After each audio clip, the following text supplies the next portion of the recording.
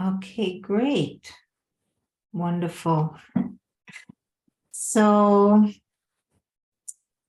as we're waiting, we're just creating the space of learning that we are in different places and holding the space of new peaceful consciousness, future redemptive thoughts of change and beauty to come. So Jonathan from Moxo is in Yerushalayim. I am in the area of North Israel, in the Tzfat area. Amichai, where are you? In Givat Chaim, it's near Chadera, it's somewhere in the middle. Okay, in the middle of the country. Hanaliza from Prague, and then we have Shana in Maui. They're all going to present tonight, and we have Rabbi Ron coming in around half an hour from Tzfat. And we'll have also Yudit Goldfarb, who's just entering, sharing about the beautiful Hebrew letters in movement. And we also are going to have Jonathan sing for us. We're going to have Amrita come in from Sweden, who has created the Voice of Gaia events. And we will have also Rav Yitzchak Evan-Shai talk about Rav Kook's teachings around Kabbalah as well. So since we are now, hello Yudit, shalom from Tzfat. So I'm going to do a little presentation of the Tree of Life because it's very much the tool for the Kabbalistic teachings and learning. And then I'm going to have that implemented in the meditation. So before that, I'm just going to share again what we're doing for now more than 2.5 years, soon 3 years. We are creating, visioning, and co-creation and co-magicking through poetry, words, healing methods, and music. And we started it in January 2020. And we met 20th of the month each year. And then 2021, we met in the 21st of each month. And this year we met 22nd of each month, 2022. And that is to come together and raise consciousness for a better world, for a better future, and not be swept into any fear images of calamity and collapses, and so that we have the power to manifest more positive outcomes. Okay, so let's see. If you wouldn't mind, before I do the meditation, find yourself a little bit of a comfortable space. And I'm going to do a share screen so that we can be on the same page. Just a minute. All right, share screen. Here we go. We're going to do this. Can you see the keynote presentation? Okay, great. So most of you are familiar with the Tree of Life, I understand. And if people are going to listen to this later, I'm just going to mention quickly that the Tree of Life is one of the vehicles God created, a system to bring down his godly love and light to the world before the creative process. And it is a matter of downloading amazing, unbelievably strong light through the spheres of the Tree of Life. And there are 4 of those, 4 worlds of 4 trees of lives. And in essence, each Tree of Life has 10 spheres, or maybe 11 with the Da'at. But we're going to now do a meditation with the 10 spheres. And the top one is the crown, the Keter, and we were having all the right side, the male energy, and the wisdom and knowledge that coming through the right part of the body. And then we have the female wisdom through Bina and all the left part of the body. So I will focus on that in the meditation so we can find more balanced place in Tiferet, in our heart chakra. And just to remind ourselves the attributes of these beautiful qualities of bringing forth understanding of the female principle to the wisdom of the male principle, from Givura of strength to Chesed of mercy, the balancing of these two forces into the heart consciousness of Tiferet, and then Hod and Netzach, from splendor to victory, channeling down through the Yesod, which is the foundation of all these 9 spheres, into Kingdom Malchut. So we're actually going to manifest our own tree of life that we all have. Just Eva, 1 second. Just Netzach, it's eternity, not victory, yeah? Netzach. It's victory. It's usually... No, Netzach, it's eternity. It is both. It's, yeah, you can see it from different aspects. These all have many meanings. Nachon. Yes, she will share with us later more her perspective through the sound and movement of the spheres. And they also have the Ma'ora Chaim Center in Tzfat, where actually all her different rooms are built on the Tree of Life concept. Very beautiful. So when we're going to integrate that into our body, let's later raise that into the collective. All right, so then we're going to just see one more image here of the DNA of the Tree of Life, which is a drawing I have in my Tulip Love book. And so it's also a matter of flow. It's not just a straight line coming down. It's actually weaving the spheres together in a sort of more like spiraling form of organic matter. So I wanted us to have that in our vision.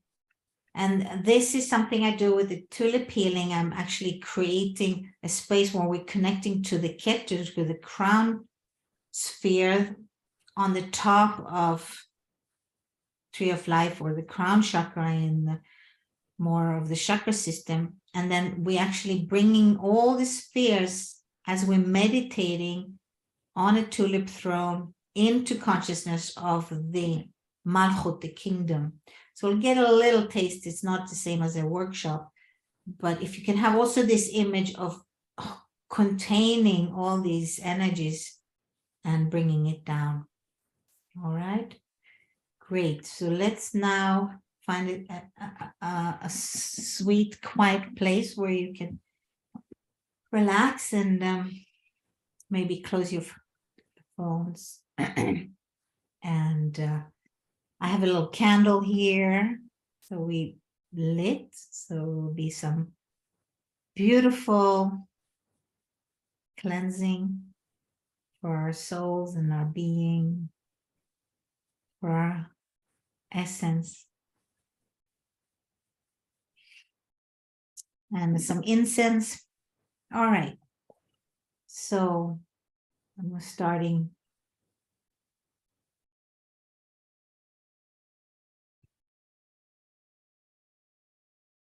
בשם השם נעשה ונצליח, ישועת השם כרפיים, שיפתחו שערים, שיהיה טוב לכולנו ולכל העולם הזה היפה. May we open up all the channels of receiving beauty through the tree of life. Let's invite the archangels.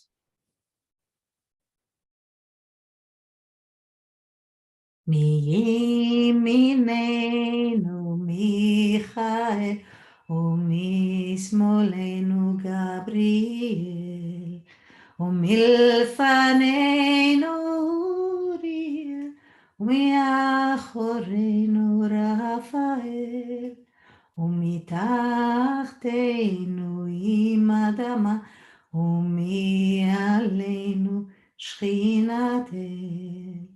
לילה, לילה, לילה, לילה,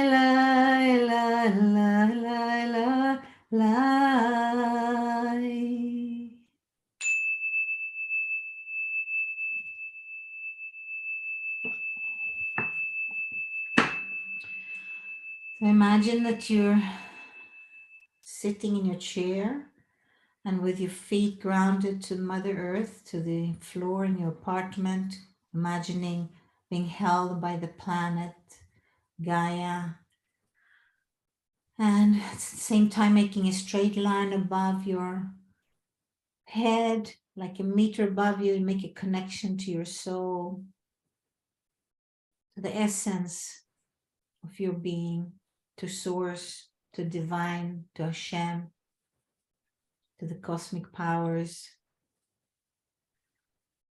And as you ground that energy into the core of Mother Earth, you can feel a loving, strong, stark light of divinity trickling down into your crown chakra area, opening slowly into your head and your spheres of your brain, bringing like a waterfall of white light, liquid, almost milky, clearing all the nooks, all the brain cells through the Chokhmah, Bina, Dat, the third eye, into your throat chakra, and down, clearing all the organs and lungs, like a waterfall, just washing away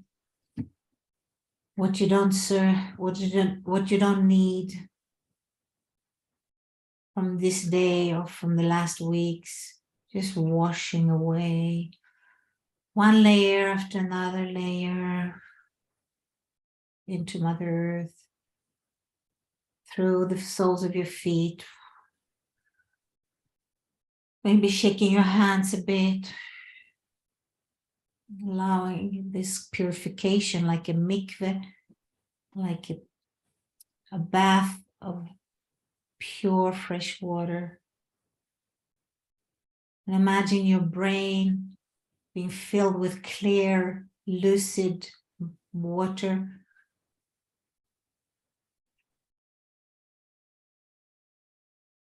Just making everything into equilibrium while you're feeling a golden dome around you, protecting, healing. An emerald turquoise linings of energetic revival. And then slowly letting that water cleanse the milky water into even purer levels into Mother Earth.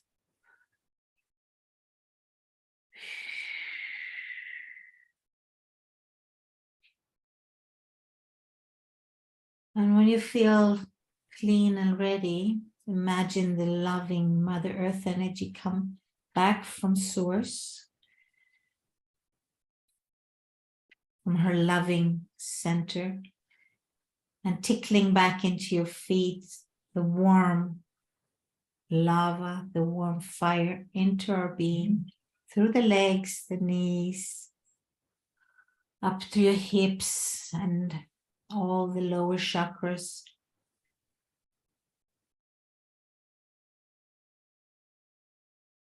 Up to your heart chakra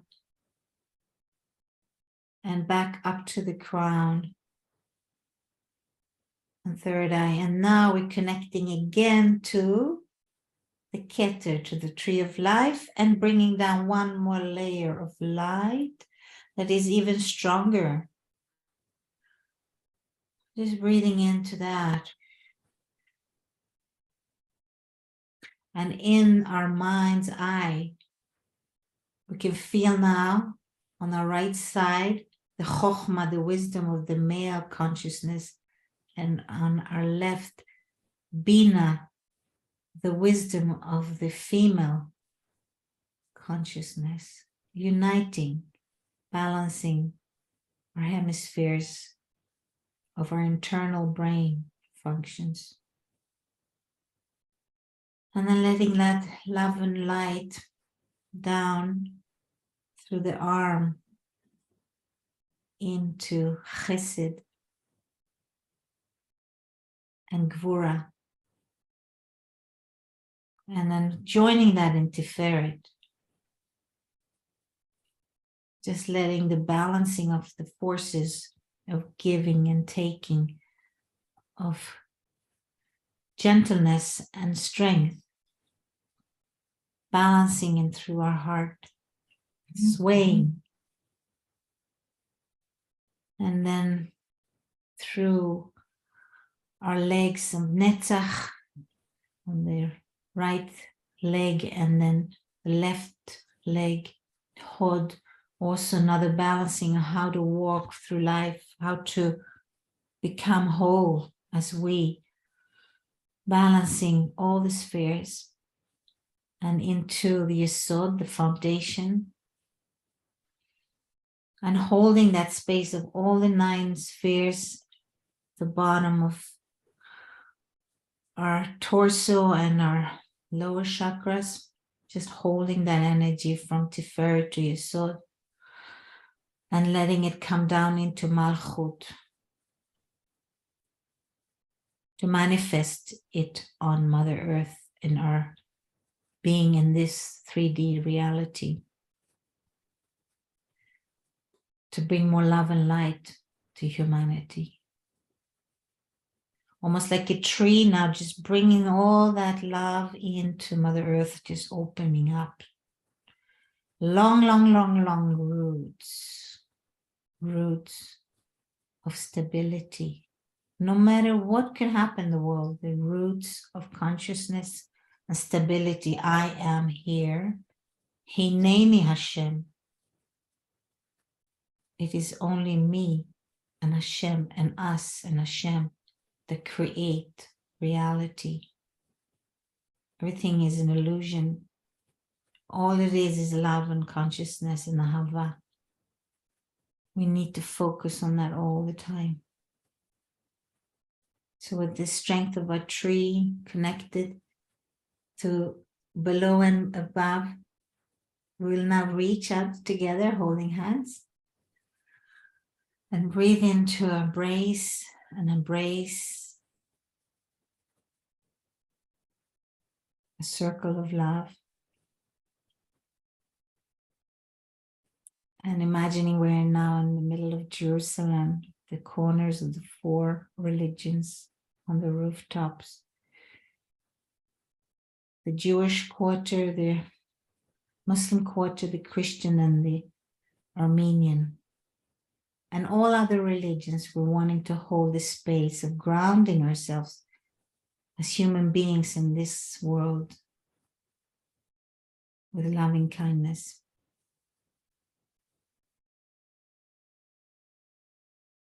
And we're imagining peace doves around us and golden dome all over Jerusalem. And they say, and during the redemption, that it will start in Tzfat, which is tonight's subject, Kabbalah in Tzfat, and then it will come to Jerusalem. So we're connecting to these 2 beautiful holy cities. And so let's bring love and light to Tzfat from Jerusalem and making a sisterhood, a brotherhood consciousness. And also to Tiberias and Hebron. And around the area of the Middle East. We send His love and light to Europe, to Africa, to South and North America, Asia, Australia, Hawaii, the poles, all the oceans, to Mother Earth, to all the beings, all the sweet children, embracing life with this beautiful, holy tree of life, oscillation of the spheres coming down and blessing us all. B'Shem Hashem naseh v'natzliach. Yeshuat Hashem keheref ayin. May we feel the blessing through us and that we bless others. So we're tripling and multiplying the vibration of consciousness in stark, loving light from above, God willing. And before we come back to Jerusalem, let's embrace Mother Earth with this conscious love and light and golden spirals of consciousness, and embrace of heartbeat and knowing the only source is one and we're all connected. So together with all the white peace doves and all the loving kindness, we're coming back to the Middle East, grounding on Jerusalem rooftops, the old city, holding hands,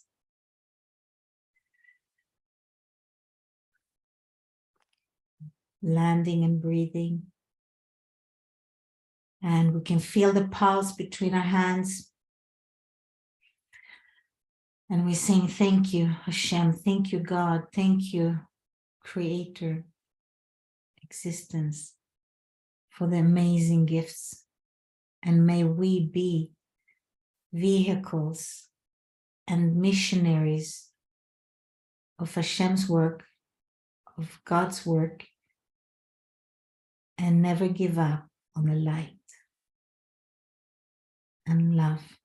Amen. Shem Hashem naseh v'natzliach.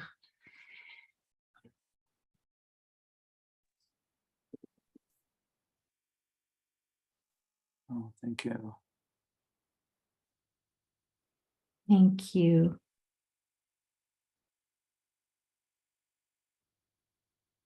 Yeah, Eva. Yes, Shana. Rabba. Bevakasha. So nice to have you from Maui again. Okay.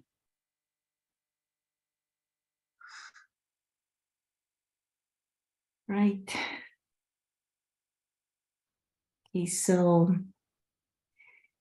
I guess, Jonathan, you want to do your usual song before we continue the program? Don't know if I have a usual song, but I have a I song. mean, your usual opening song. You always have a different Sound song. good. You sure? I always start with something else every time, yeah.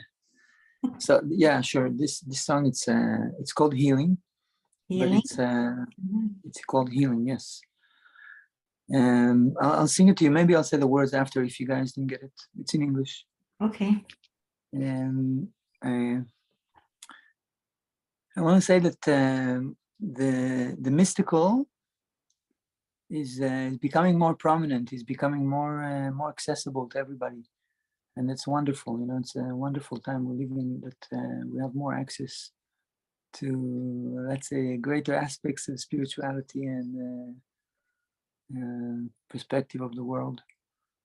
And we still have a lot of work to do, to cleanse ourselves, to heal ourselves, to let go of things we don't need, to strengthen ourselves and allow different, like to nourish different parts in us so they may grow and flourish and become manifestations outside of us also that benefit the world and give healing to the world. So yeah, this song. Thank you.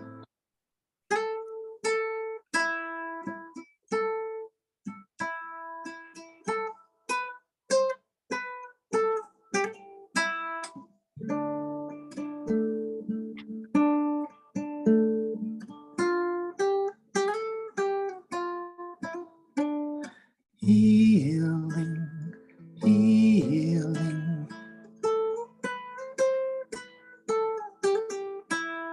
healing, healing,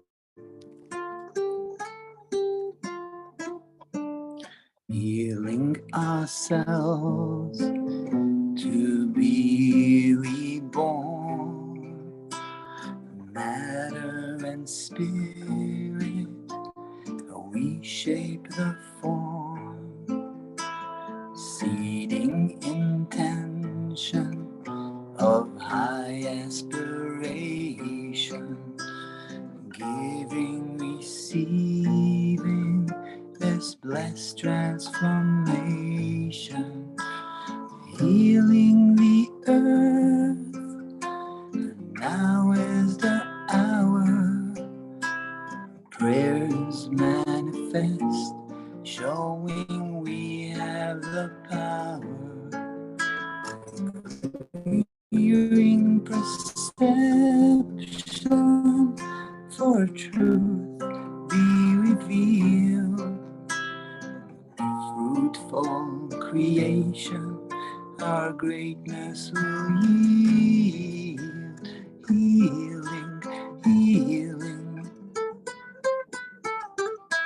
healing, healing,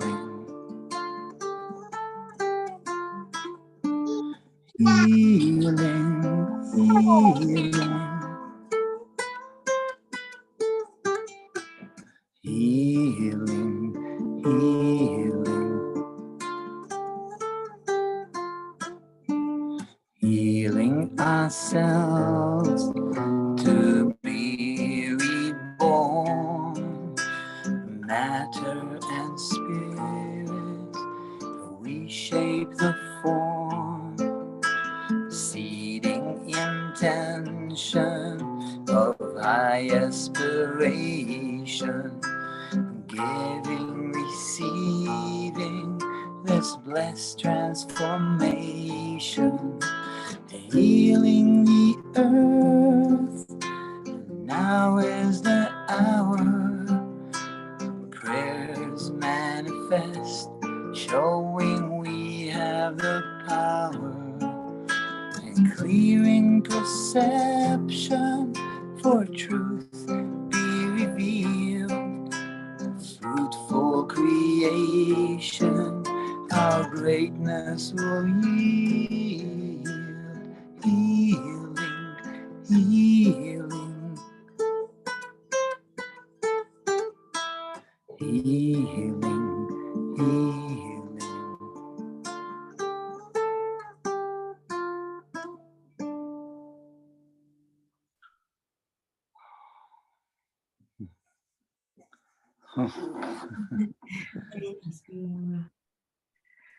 Very sweet, Jonathan.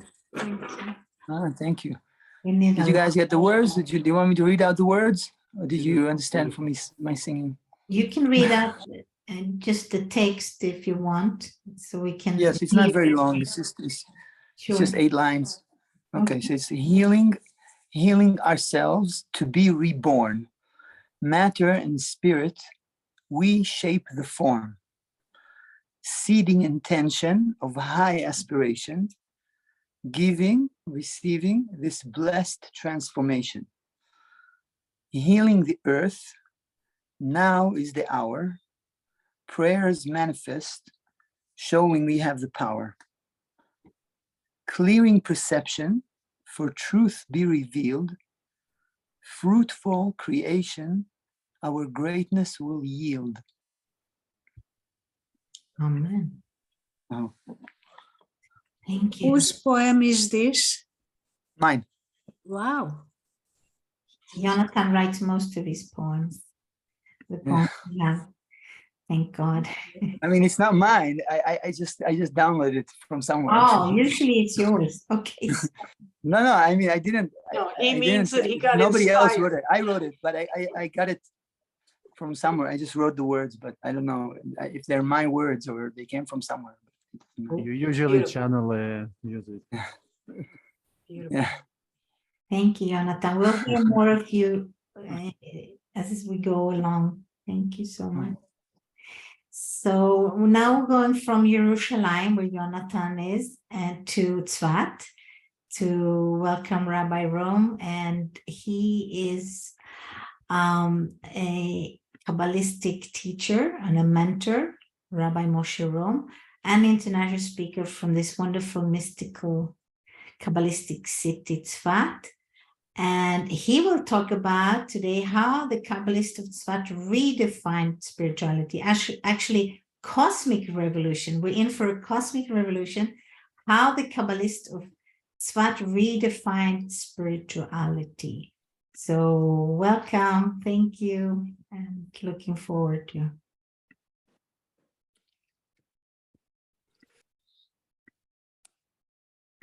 Yes, there we go. Toda Rabba. Wow. Shalom, everyone. How you guys doing?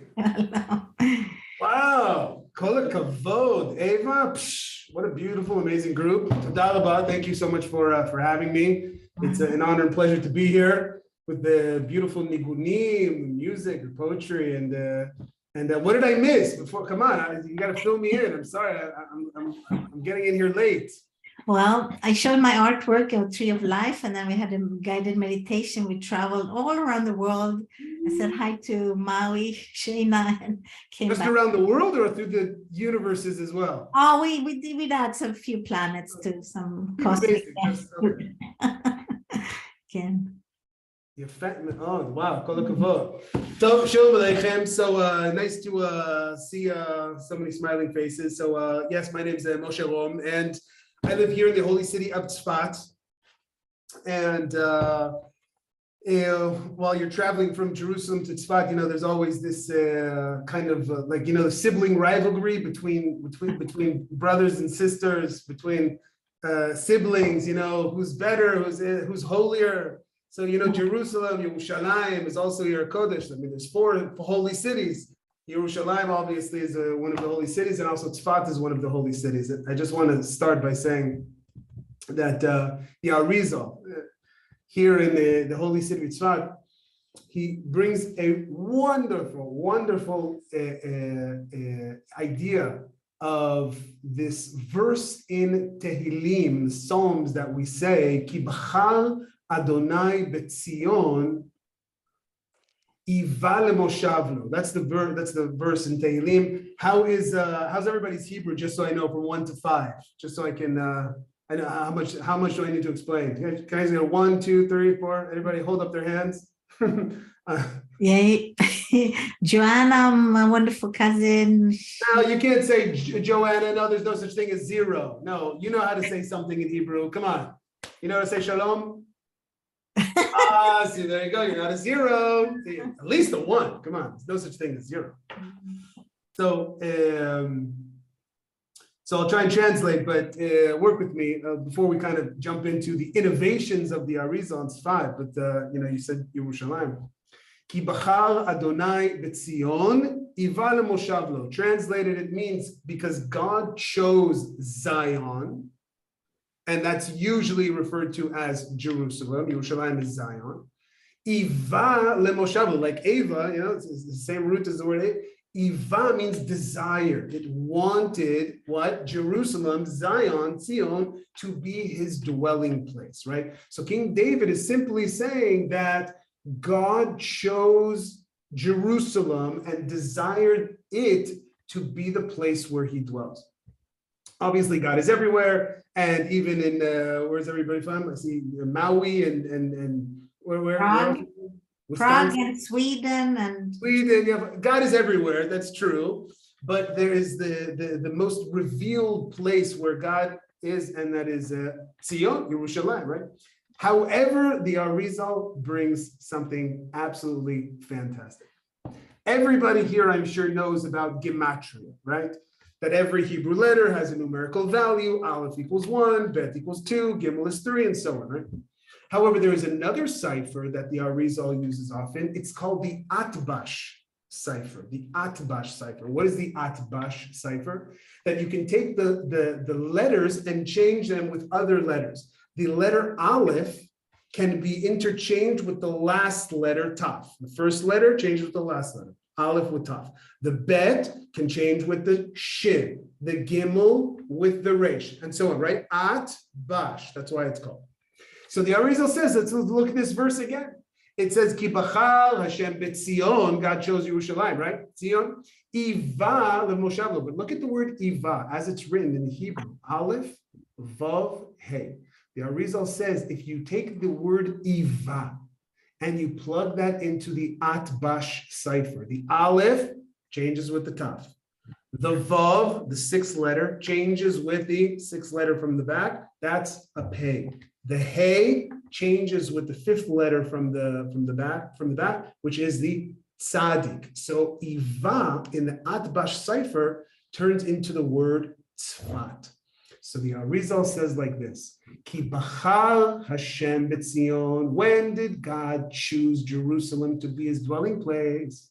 When the Holy Temple is built, when the revelation of his divine presence is in full glory. However, when there is no temple, when the temple is destroyed, ki bahar chose is also the letters charev. Charev means in ruins, is destroyed. Ki charev Hashem b'tzion. When Jerusalem is in ruins, meaning there is no temple, then Iva Tzfat lemoshavlo. Tzfat becomes his dwelling place. See? So there is a very, very special reason why so many people are attracted to the city of Tzfat, that come for inspiration and Hello, Rabbi Roman. So, yes, sorry, may I interrupt? you absolutely may. Could you say that again? I could, from the beginning, from the top. Take it again. All right, let's do it again. The last part, because it's something very beautiful. Yeah, I'm not quite getting. The last part, because the first part of the verse, Ki bachar Hashem b'tzion, which means when God chose Tzion, Yerushalayim, right? Yeah. And the second part of the verse is Iva lemoshavlo. God desired it to be his dwelling place, right?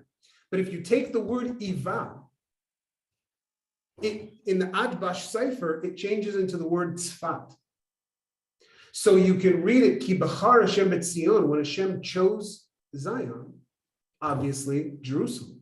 However, when you take the word bachar, the letters is the same letters charev. When Zion, when Zion is in ruins, which means the temple is not built and the Shekhinah is not readily being revealed in Jerusalem, then Tzfat, Iva lemoshavlo, Tzfat becomes his dwelling place. Right, so Tzfat is, so to speak, the place where God is hiding out, is regrouping, awaiting the imminent rebuilding of his dwelling place and the return of the Shekhinah and the divine presence in the world. So it explains why Tzfat has been such a powerful place, a place where all spiritual seekers have come to be able to tap into this energy. Did you get it this time? Does that make a little bit more sense? Yeah, hopefully it's recorded. You can watch it again, but I just had to put that in there because Tzfat is a very very special place. So, how you doing, Chevret? L'chaim, l'chaim. Fine. Cheers. So, I just have to say, I see so many beautiful faces here, such an eclectic group, and before I talk about my love story with Tzfat, I just have to come clean. I have full disclosure, okay? Yes, I don't know if you guys have noticed this yet, but I am like totally an ultra-Orthodox Hasidic Jew. Yeah, maybe you may have got that. I don't know if the hat gave it away or something, right? But the truth is, I did not always look like this. The truth is, I probably had less Jewish education than every single body here in this Zoom meeting, okay? I never went to Hebrew school. I never went to Sunday school. I'm originally from Los Angeles, California. I've been living in Tzfat for about 20 years, but I'm originally from Los Angeles. And the reason that I did not have any Jewish education growing up whatsoever, now that I think about it, is probably because my parents are Israeli.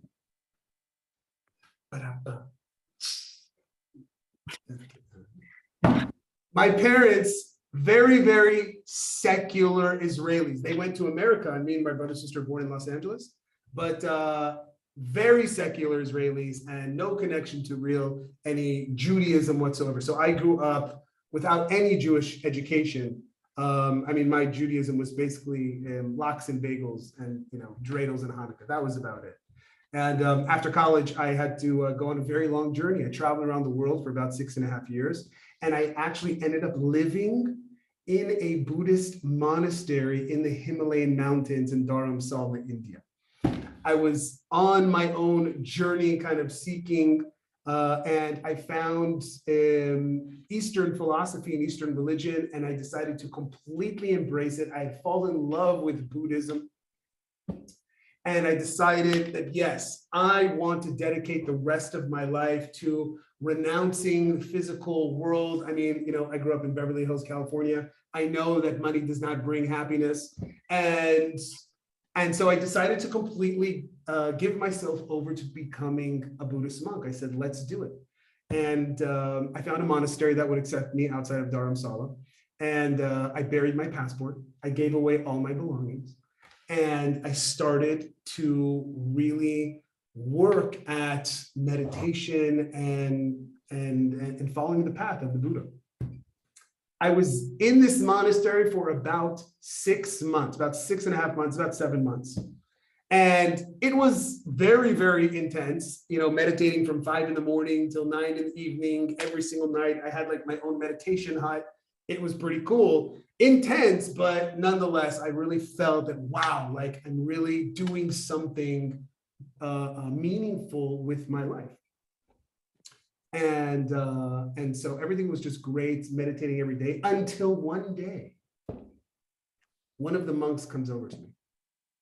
And at this point, I have to be honest with you, I'm so excited. One, because it's the first time that like someone has actually spoken to me in like 6 months. I mean, without occasionally like talking with the teacher, like, how are you doing? Good? Are you going crazy? You're all right. But generally speaking, like, it was just a place where you don't talk. I had 3 other people living in my room. Like, I don't even know their names. So when this monk approached me, I was very excited. And I honestly thought that this was going to be like my full initiation into this monastery. I mean, up until that time, I was still, dressing in my own clothes, and, I had long hair, and I was like, finally, I'm going to get to shape my head. I'm going to get the cool robes. This is it. I was excited. So I was ready for this encounter. So the monk comes up to me and he says to me, so the first question he says to me, what's your name? And I'm already used to this, right? I say, my name is Moshe, right? My name is it's a very Hebrew name. So I say it's a Hebrew name, and I tell him what it means. And then he says to me, so you're Jewish. And I was like, I see what you're doing here, Mr. Monk. I see what you're doing, right? Because what is he really asking me? What is he really asking me?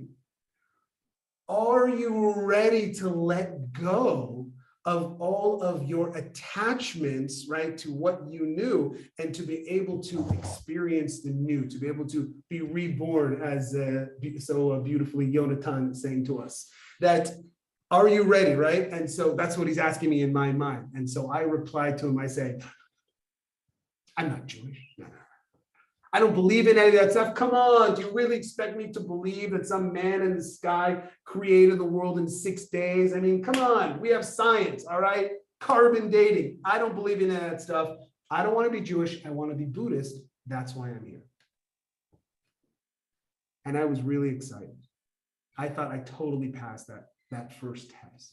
But then he asks me the second question. And the truth is, the second question he asks me, it kind of threw me off. I was not expecting it.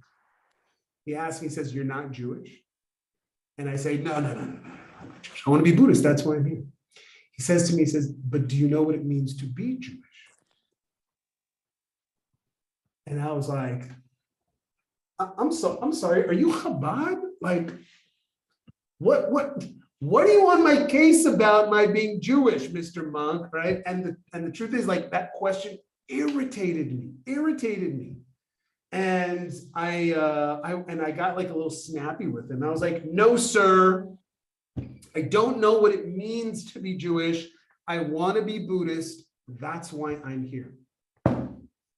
And then this monk, bless his heart, says the absolute most cosmic thing ever to me, literally changes the course of my life in that moment. He looks at me, and I will never forget it to this day, with the thickest Indian accent ever. He says, my friend, to be at peace with yourself, you cannot deny your past. How can you choose not to be something you know nothing about? And I was like, and in that very moment, I felt what it feels like to be a hypocrite. In that one moment, it was just, here I was on the other side of the world. I'm studying their religion. I'm studying their culture in their language. And I have no idea about where I come from. And that really bothered me, because I was learning about being able to process the reaction and the blockages that we have inside. And I felt like, wow, this is a problem. Like, I always considered myself to be a smart shopper, right? If I don't want something, why don't I want it? If it's not based on any logical decision, if it's just an emotional reaction, well, then I was learning in the monastery that would prevent me from attaining higher levels of consciousness. So I was like, wow, I got to do something about this. Anyways, to make a long story short, the monk that was the end of the conversation. He literally just got up and walked away. And that process in my mind took me a few more weeks. But then I ultimately came to the decision. I realized I need to figure this out. So I ended up leaving the monastery. I dug up my passport. I bought some shoes, and I called my parents in Los Angeles, and I say, you need to buy me a plane ticket to Israel right now. And of course, my secular parents, what was their reaction? No, he's going to become religious. Why can't he just stay in the monastery? I was like, no, I'm not going to become religious. I don't care about any of that stuff. I need to figure this out, right? So I get on a plane. I fly from India to Israel. And I'm on a mission. This was the first time in my life that I felt like I had a quest. Have you ever been on a quest before? Has anybody here ever had a quest to be on? I mean, I'm talking about like Frodo trying to make it to the mountains of Mordor to throw the ring quest. I'm a man on a mission. My quest was very clear to me. I came to Israel 20 years ago to learn as quickly as possible just how primitive and stupid Judaism really is, just so I can say, okay, I did the research, I did my due diligence, no thank you. And now with a clean conscience, I can go back to India and continue my Buddhist studies. That was my goal coming to Israel. And I remember trying to question and ask every single religious Jew I could find. I had these very deep existential questions. And unfortunately, no one really had the ability to give me real answers. Nobody could tell me why. All they were interested in telling me, well, are you going to keep Shabbat? You got to start putting on tefillin, you got to eat kosher. And I was like, I don't care. I want to know why. Why do I have to keep Shabbat? Why do I have to put on tefillin? Why do I have to eat kosher? But nobody could really answer me, because they were just telling me what to do. They were not telling me why I needed to do it. And I remember it was a couple of weeks. I was here in Israel, and I was in Jerusalem. And I was very discouraged, and I wasn't really kind of, getting anywhere.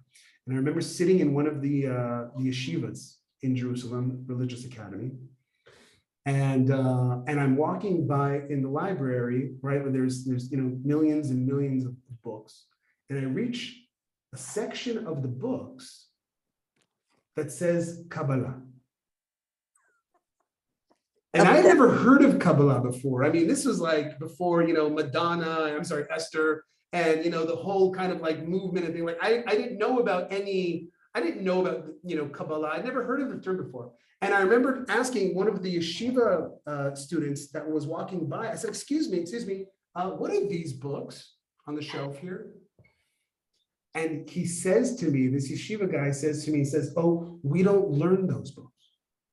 And I was like, what do you mean you don't learn those books? I was like, aren't you religious? He's like, yeah. I was like, aren't these religious books? He's like, yeah. I'm like,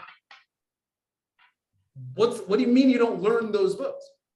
And then he says to me, he says, no, we don't learn those books. Those are the secrets of the Torah.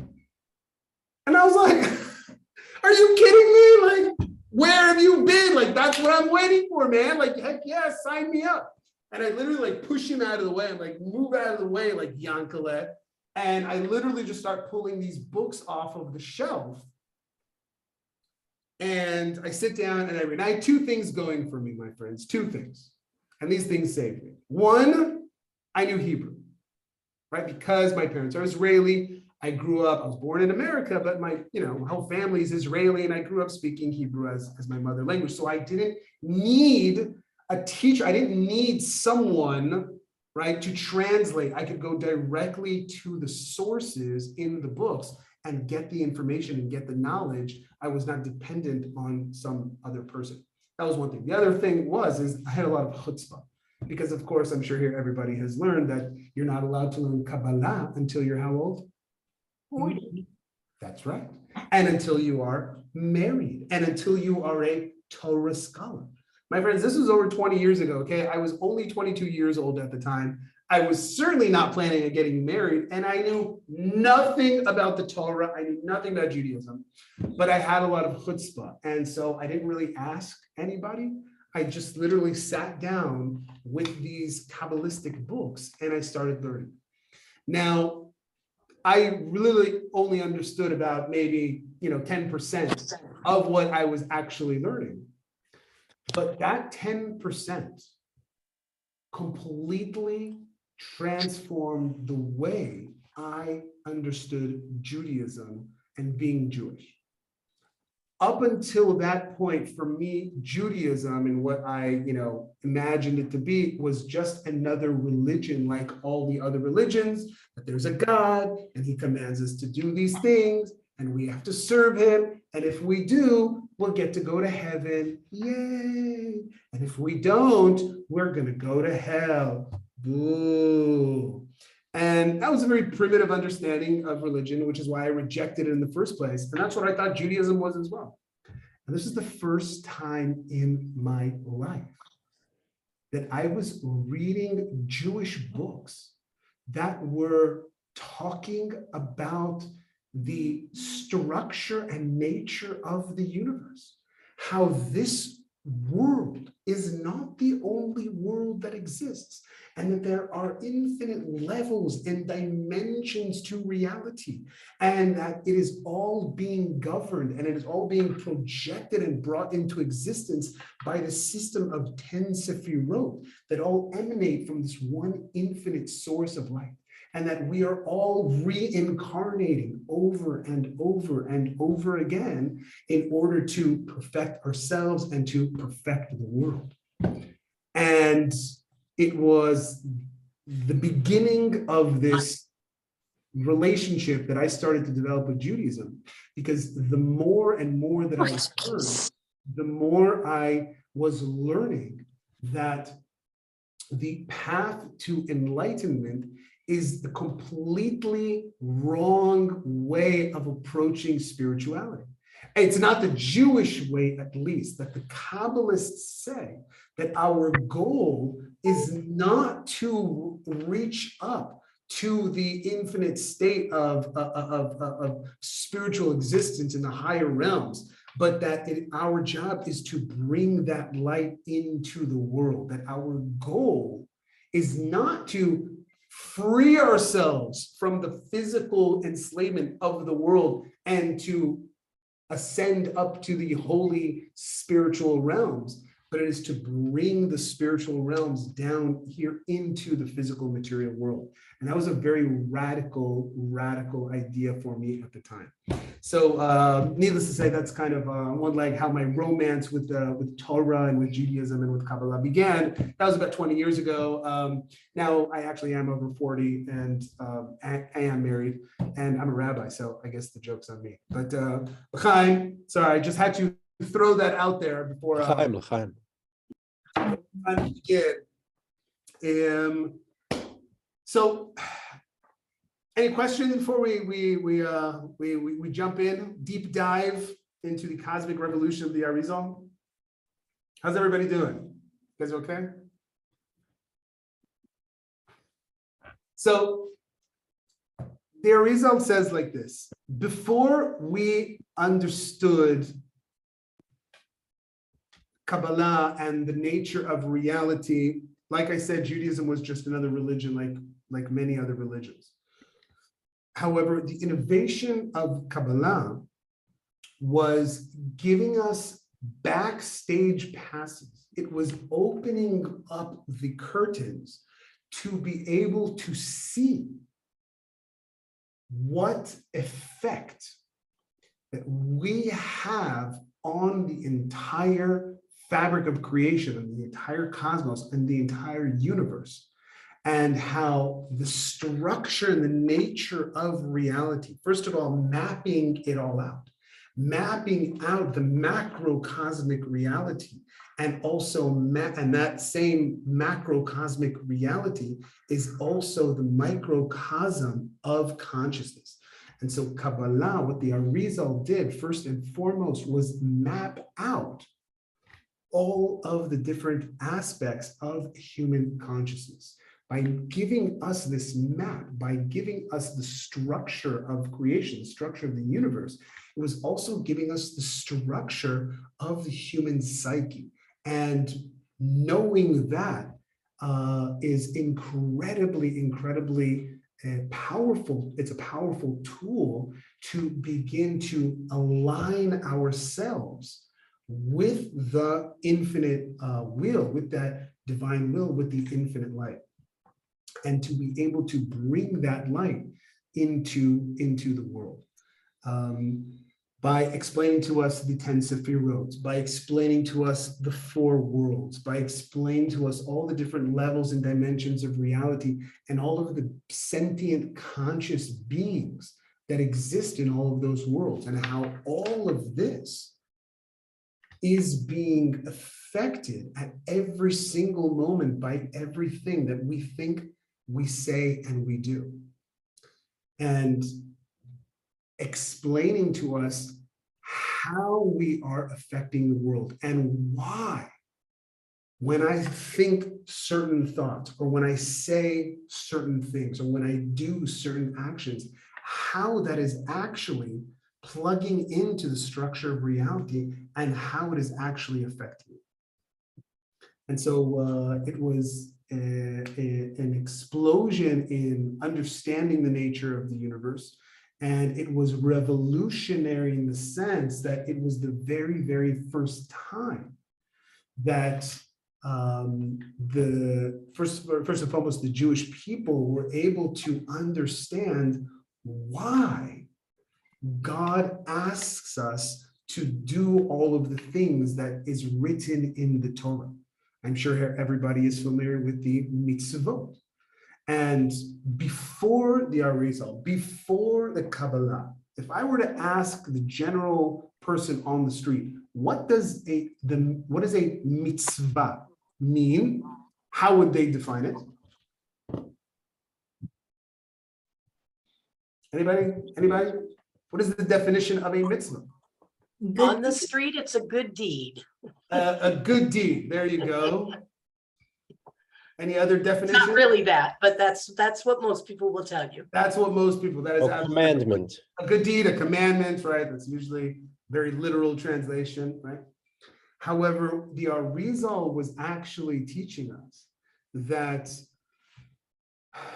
our goal, right? Which many people would call tikkun olam, fixing the world, right? From the Kabbalistic perspective. I mean, when I ask, again, if I were to ask people right off the street, what is tikkun olam, right? There's this fundamental Jewish obligation, responsibility, whatever you want to call it, of something called tikkun olam. Tikkun olam literally means, right, fixing the world. That's usually how most people translate it. And when we speak of fixing the world, what are kind of the things that we do in order to fix the world? What do most people think? Volunteering, right? Social justice, giving charity, things like that. Now, those things are very, very important. I'm not knocking it at all. Those things are critically, critically important. However, the Arizal says that that is only taking care of the symptoms, and that if you really want to get to the root, if you really want to make a lasting impact on affecting the world, then you have to get to the root of the problem. And obviously, I'm sure here everybody very more spiritually developed than your average person. So everyone here, I'm sure, knows that the spiritual root of why the world looks the way it does is because of our lack of consciousness, because we are trapped, stuck in a perception of duality and separation. There's me and there's you, right? And if there's me and there's you, there's what I want, there's what you want. And that if what I want and you want are the same thing, you know what we call that? We call that being friends, yeah? But if what I want and what you want are not the same thing, then conflict can arise. That conflict, all conflict in the world is always going to be a conflict of interests. There's what I want, there's what you want. Now that happens on a personal level, internally within me, conflict within ourselves.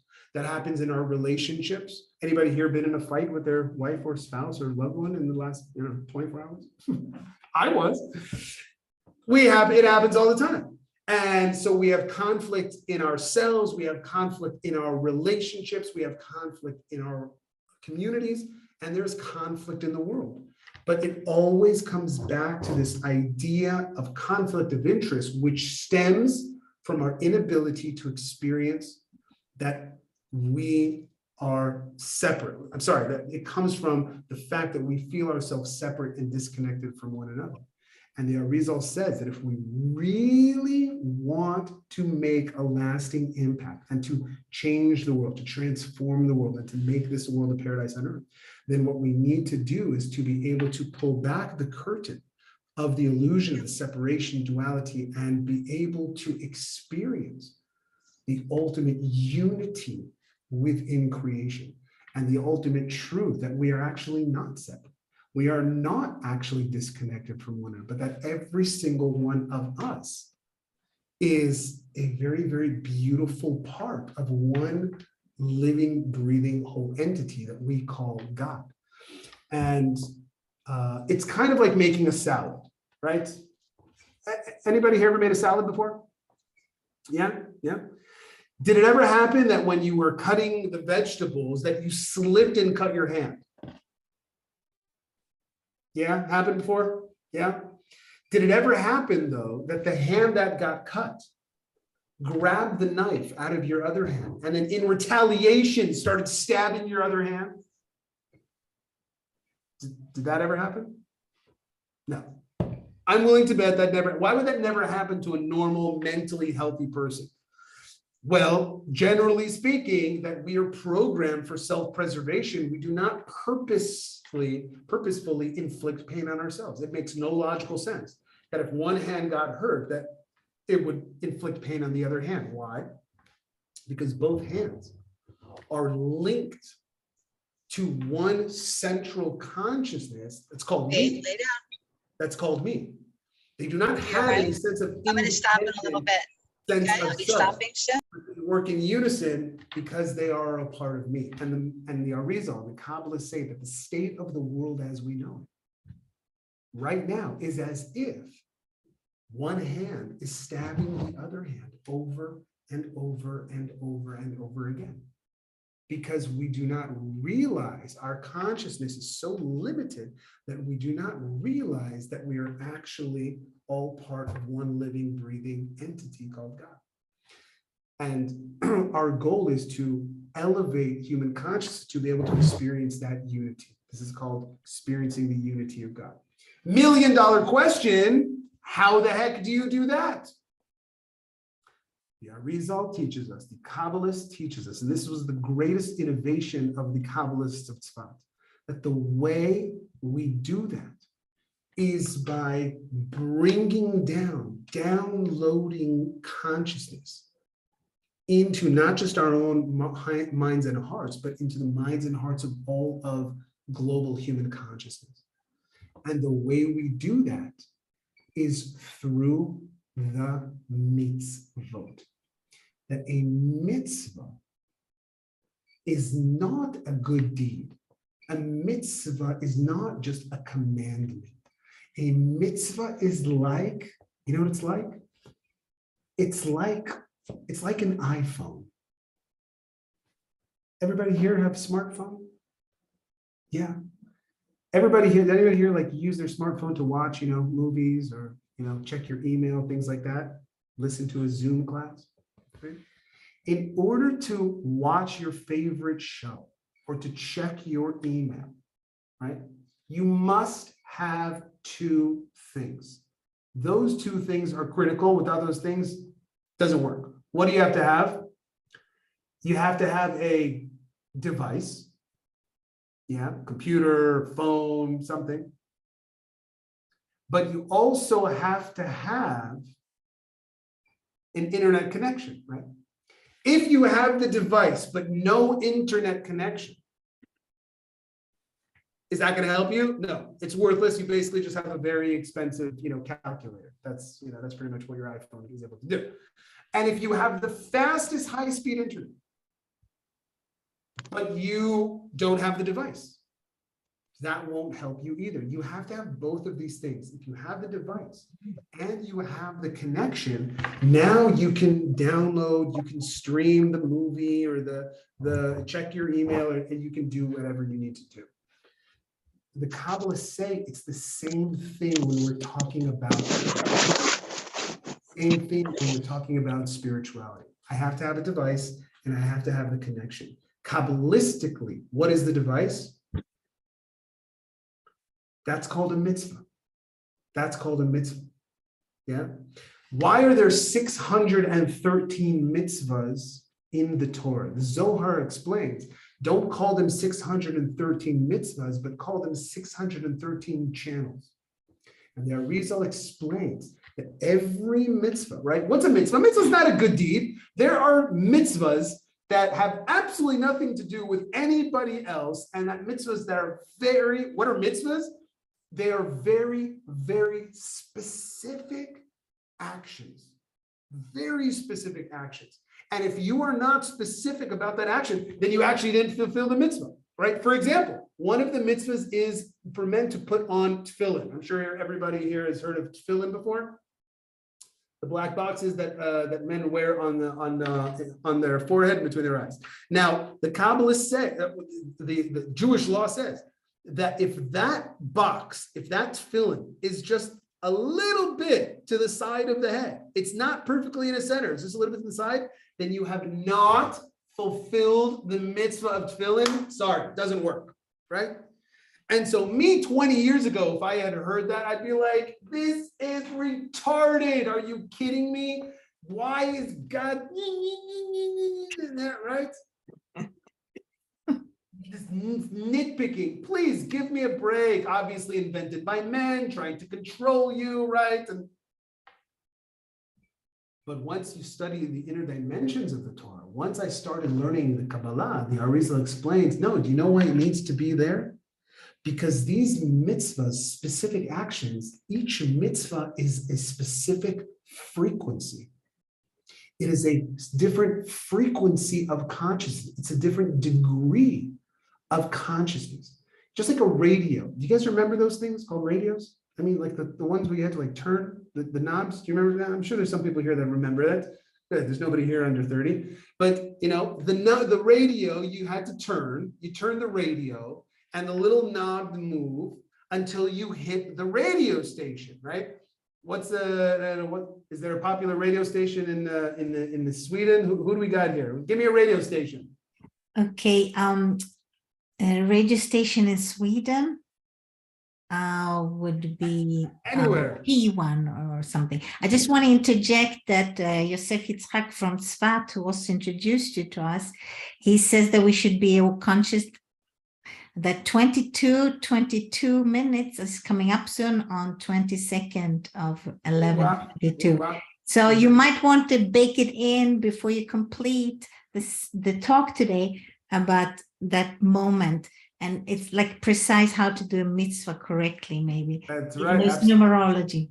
So we have to be very, very precise, because just like the radio station, right? So for example, in Los Angeles, there was 92.7. And so if you dial that radio in and you put in 92.6, what are you going to hear?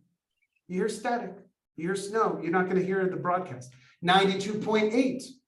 Also, you're not going to hear anything. But once you dial in that exact frequency, 92.7, now you can begin to receive that broadcast. And so the Kabbalists explain that the mitzvah, the specific action, is the same way, is that this specific action connects us to this specific ray of light. We connect to that server in the sky, so to speak, and download and stream this particular gradation, this degree of light of consciousness. However, the mitzvah is not enough. Just like you need the device, you also need the connection, the Wi-Fi connection. So spiritually speaking, the device, the mitzvah, just doing the mitzvah is not enough, say the Kabbalists. What must you also have? That thing, which is probably the most important thing in all of Judaism. It's the most important word. It's a word called kavanah. What does kavanah mean? Kavanah means intention. It means directing a person's thoughts. Now, when you take that specific action, the mitzvah, plus the intention, then you get transformation. The Kabbalists say that when you're doing the mitzvahs, but if you were doing them without the proper intention, and your mind is not totally focused on what you're really trying to achieve here, then the mitzvah becomes much less effective. And unfortunately, there's the danger that you just turn into a religious robot. But the mystics say, the Kabbalah explains, is that when you do this specific action and you add the intention to it, then you were able to truly connect to the server in the sky and download and stream this unity consciousness, not just into the minds and hearts of yourself, but of the minds and hearts of all of global human consciousness, effectively elevating all of global human consciousness and bringing more of the unity into the conscious minds in the world. And the main focus of the Kabbalah, and this is really the cosmic revolution, was teaching us the particular meditations and intentions for each of the 613 mitzvot. Every mitzvah, every specific action is a different frequency, which requires its own unique code, so to speak, its own unique meditation, to be able to unlock the power of that mitzvah and to really connect to the unity within creation. So that is, in a nutshell, what the Arizal brought to the table, which brought us out of mindless religious practice into proactive mystical transformation. Thank you so much, Rabbi Roma. Loved your overview. Thank you so much. Yashar koach. And if anybody has a question, we have a few more minutes to 22, and then Hannah Lisa from Prague needs to share. before 9:30, her vision about the third temple. But is there one last question or two for Rabbi Rome before 22 p.m.? And then Jonathan can do a short song, like for a minute or two, or any other suggestion. Yes, Yosef Yitzchak. Shalom. Can you hear me? Can everybody hear me? Yeah, Shalom Yosef. Hi, shalom, Rabbi. Wonderful presentation and very well, very precise and well timed. You focused on the Arizal. I was wondering if you could say something about the other Mekubalim. It was part of a circle. It attracted many Mekubalim. For instance, the Arizal's teacher, the Ramak, and all the other ones in his circle. Of course, the Beis Yosef himself, the redactor of the Shulchan Aruch, also had the Kabbalistic insights from his angel, and there's a whole tradition of hundreds of years from that period up until this very day. So maybe you could just touch on absolutely. some of that. I mean, there was a group of Kabbalists in Tzfat that were learning before the Arizal came. Obviously, the Ramak, Rabbi Moshe Cordovero, was the head teacher, head Kabbalist of Tzfat before the Arizal came. And when the Arizal came, he really revolutionized the way we understood the Kabbalah. So when most people speak about Kabbalah today, they're speaking about Lurianic Kabbalah, the teachings of the Arizal, that he innovated so many deeper ways of understanding the Kabbalah that was not mentioned up until that time. However, I will say that his relationship with those other Kabbalists and those other halachic masters like Rabbi Yosef Karo, that they actually married into each other's family. Rabbi Yosef Karo's son married the Arizal's daughter. And it's not just a coincidence that they both existed at the same time, lived at the same time, lived in the same city, because just at the same time that the Arizal and his innovations in spiritual thought and mystical teachings was coming out, that's the exact same time that Rabbi Yosef Karo is redacting and putting together and compiling the Shulchan Aruch, which is the first and foremost code of Jewish law.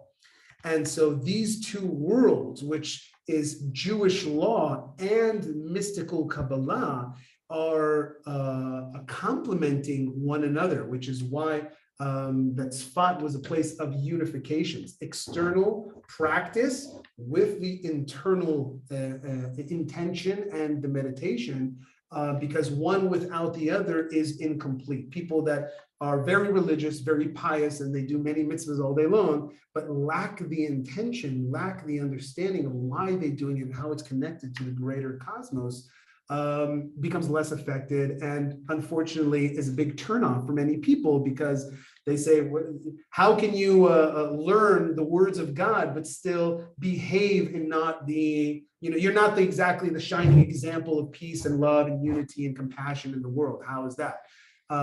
Because the intention is lacking. And so those are the ones that are just focusing on the action itself. But on the other side of that, where I was 20 years ago, is only about the intention. I don't have to practice. I don't have to actually do anything. I can just meditate, focus on God and the spirituality, and that would be enough. And the Arizal and Rabbi Yosef Karo, both together, are completing the picture for us. So the practice and the intention are going together. So the Tzfat was a bustling explosion of ideas and philosophy and thought, and really ushering in the next phase of how we understand the nature of reality and the roadmap to be able to achieve that. So there are many characters and many Kabbalists and that we can talk about, but again, probably beyond the scope of this, we could have another class just dedicated to that. So.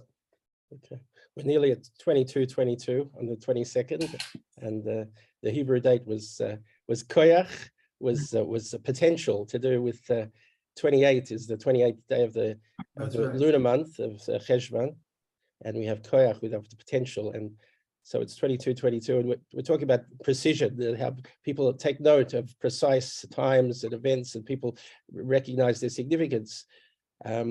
Maybe we could say something about the idea of orat and kalim, the idea of the mitzvah, the body of the mitzvah being the keli that needs to hold the light which is the intention.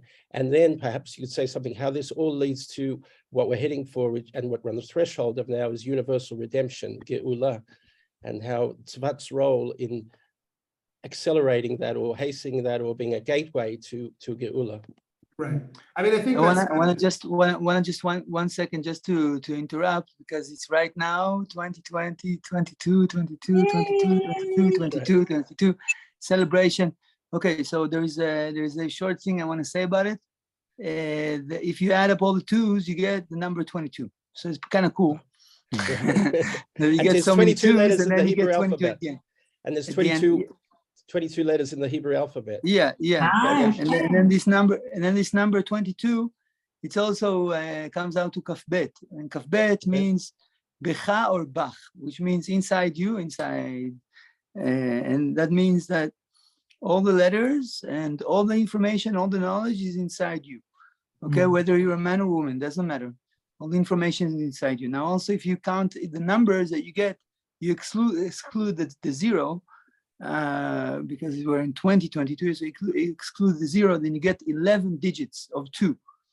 So that's also another 2, because 11 is also 2, and it's also and it's also an island, because Aleph Yud, and that means that we are a kind of an island within ourselves, but we're also connected through a vast ocean of knowledge to the rest of the universe, to the rest of the consciousness that exists. So we're always connected, but we're also always, in a way, feeling like we're separate. But we're not really separate. So that's what this moment brings to my brain. And I'm sharing it with you. Bravo. Thank you. Yeah, I'm sorry. There was a question there, and I interrupted it. So you guys. You know what? I'm sure everybody's heard enough of me. I mean, come on. Everybody here wants. There's much more interesting people that would like to share. Thank you. Thank you so much, Rabbi. Thank you for all the very lively and enthusiastic approach you have. That's wonderful. It's nice. Wonderful. Thank you. Wonderful. So we have Annalisa now, and then we're gonna have Shana from Maui, and then we have coming up Amichai and Amrita and Judith Goldfarbs and Rav Yitzchak Amichai. And at the end, we usually have a time where we also sharing and talking. So anybody wants to stay to the end. So thank you, Annalisa from Prague. Floor is yours. Hello. Very good. So thank you that you invited me to talk again a bit from a different perspective about this series of paintings, Heavenly Jerusalem, which in fact are illustrations of visions of Dr. Yitzhak Hayutman, Zichrono Livracha. We made 4 paintings in the 90s, and I added afterwards in 2005 5 more. So I will try now to show these paintings, and 2 of them are vertical structure. Sorry. Host disabled participant screen sharing. You have to become a host. You have to make your host and then have to bring it back to me, okay? Yeah.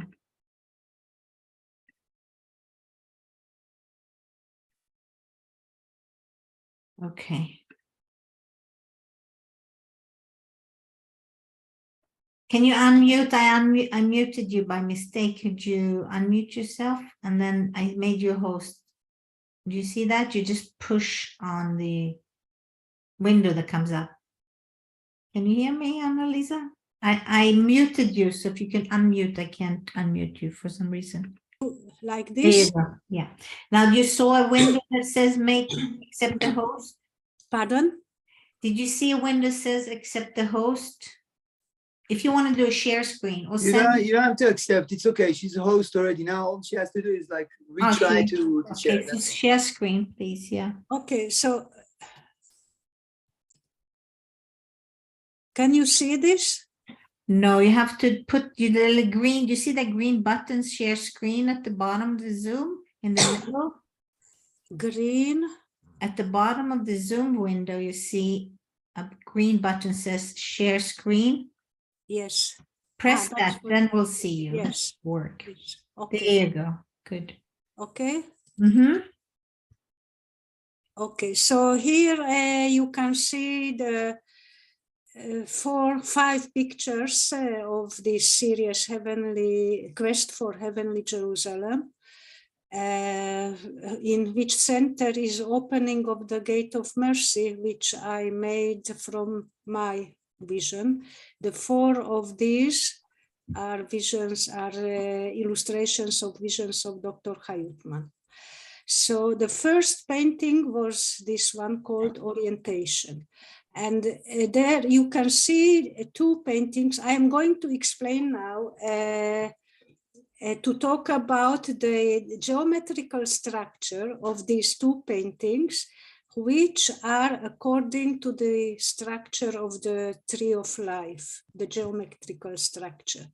The symbolism, very shortly, I hope to explain. First this and then this one. As you see, there are 2 paintings which are which are rectagonal, how do you call it in English? Not square.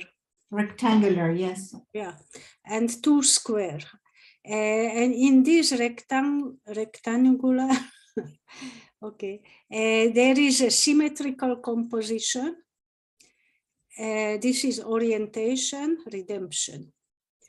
But in fact, and these 2 are square composition, but the square, the painting itself, but the composition is not symmetrical, as you can see. So this is called orientation, awakening, redemption, and celebration. So now I will open, I will try, if there will be enough time, 2 of them explain, which are according to the structure of the Tree of Life. Okay, moment. Okay, so this painting, can you see it? Yes. Yes. So here you can see this painting was the first one we made with Yitzhak. He is here, down in Malchut Kingdom.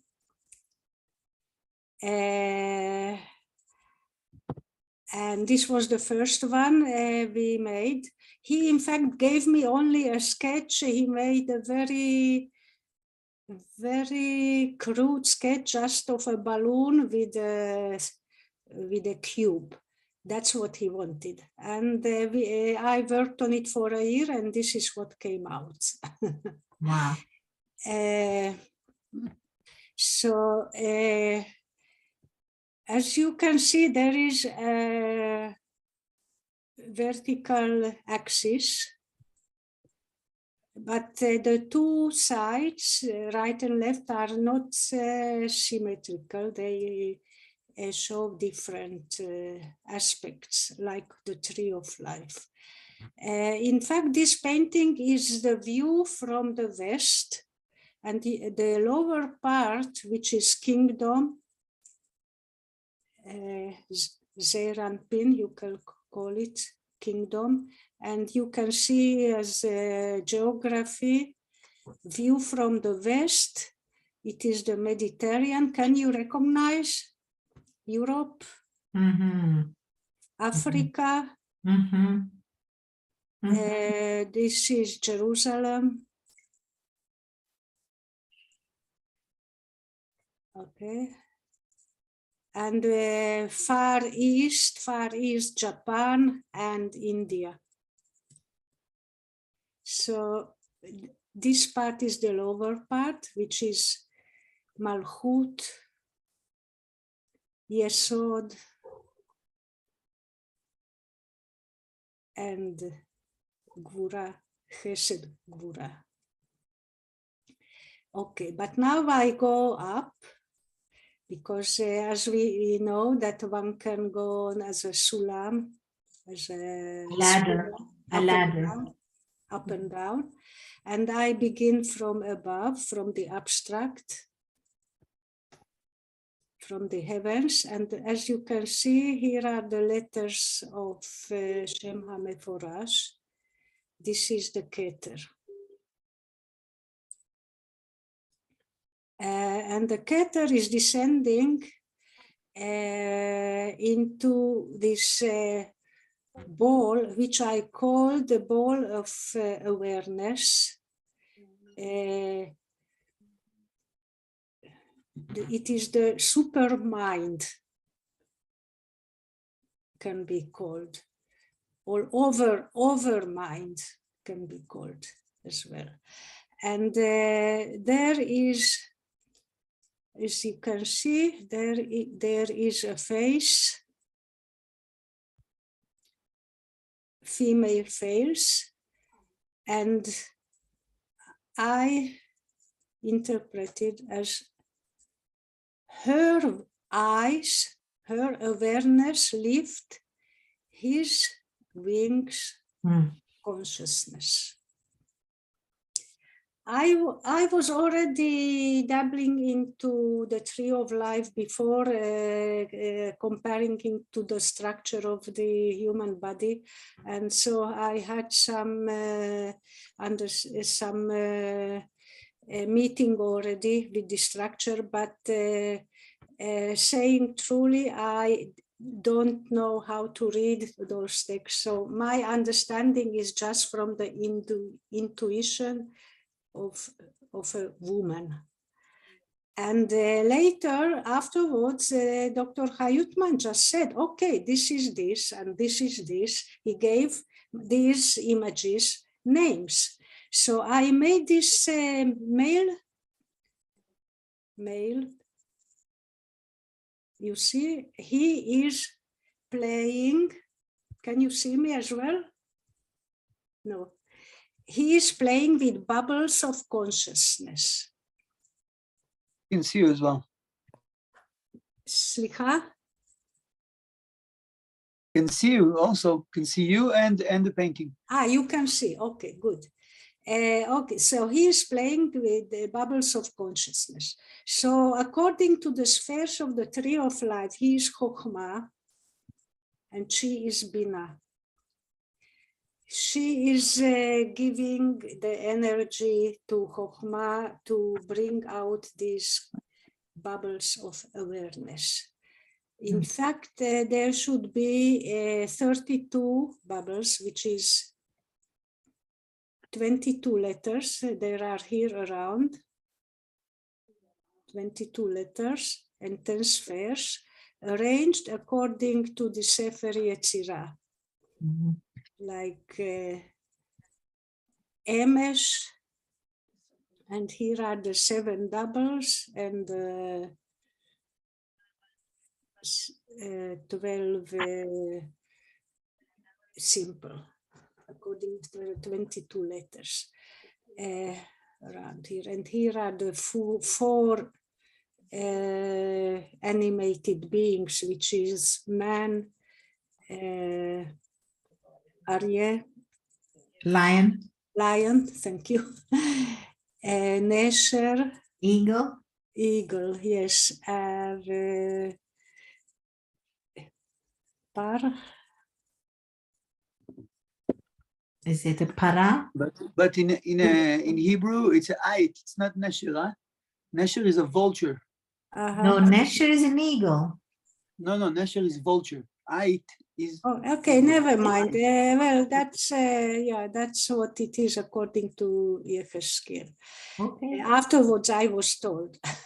thank you. So this is the big ball of awareness, the higher spheres, and as you can see, it has wings of awareness.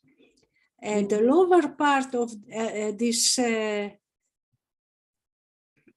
bubble of awareness, you can see, in fact, this is in fact itself a tree as well, the face.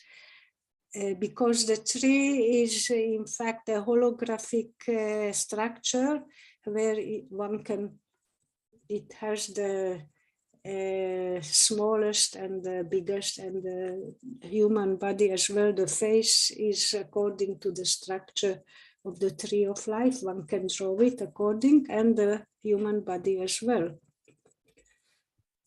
So here the lower part, as you can see, the three symbols of three monotheistic religions whose cradle is in Jerusalem. In the center, Judaism, Christianity, and Islam as one. So this is as if the kingdom or the yesod of this bubble of awareness, connected to heavenly Jerusalem, because the subject is the quest to heavenly Jerusalem. So it is the unity of these three religions, hopefully, that is the kingdom of heavenly Jerusalem in this vision. So this bubble of unity upholds the temple. Temple is Tiferet. And the temple, according to writings, is a cube, was a cube, or is a cube. Today they call it Metatron cube. And it is very popular tool for meditation, as you know. But I made this cube impossible in 3 dimensions, as you can see. Can you see? It is impossible in 3 dimensions. There is an optical Illusion. Pardon? Illusion. Yes. That according to the change in your focus, it changes depth. It can change depth. It means that the 4th dimension is already the viewpoint of the observer. It is at least 4 dimensions. That's the viewpoint, of course, and the space, the awareness around is the 5th. But here are the 4th dimension is the awareness of the observer. Inside the cube, the temple, there are cells. The cells of for meditation and tshuva, you can call.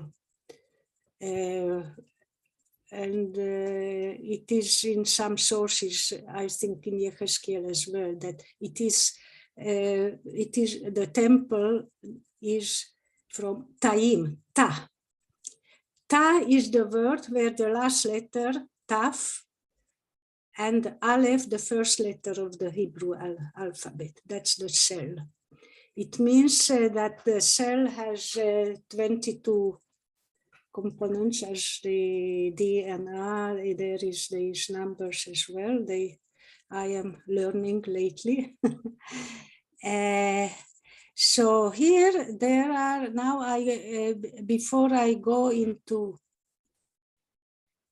this is Chesed, the sun, and Netzach, the moon. Okay, so now I don't know what to talk about because all is connected.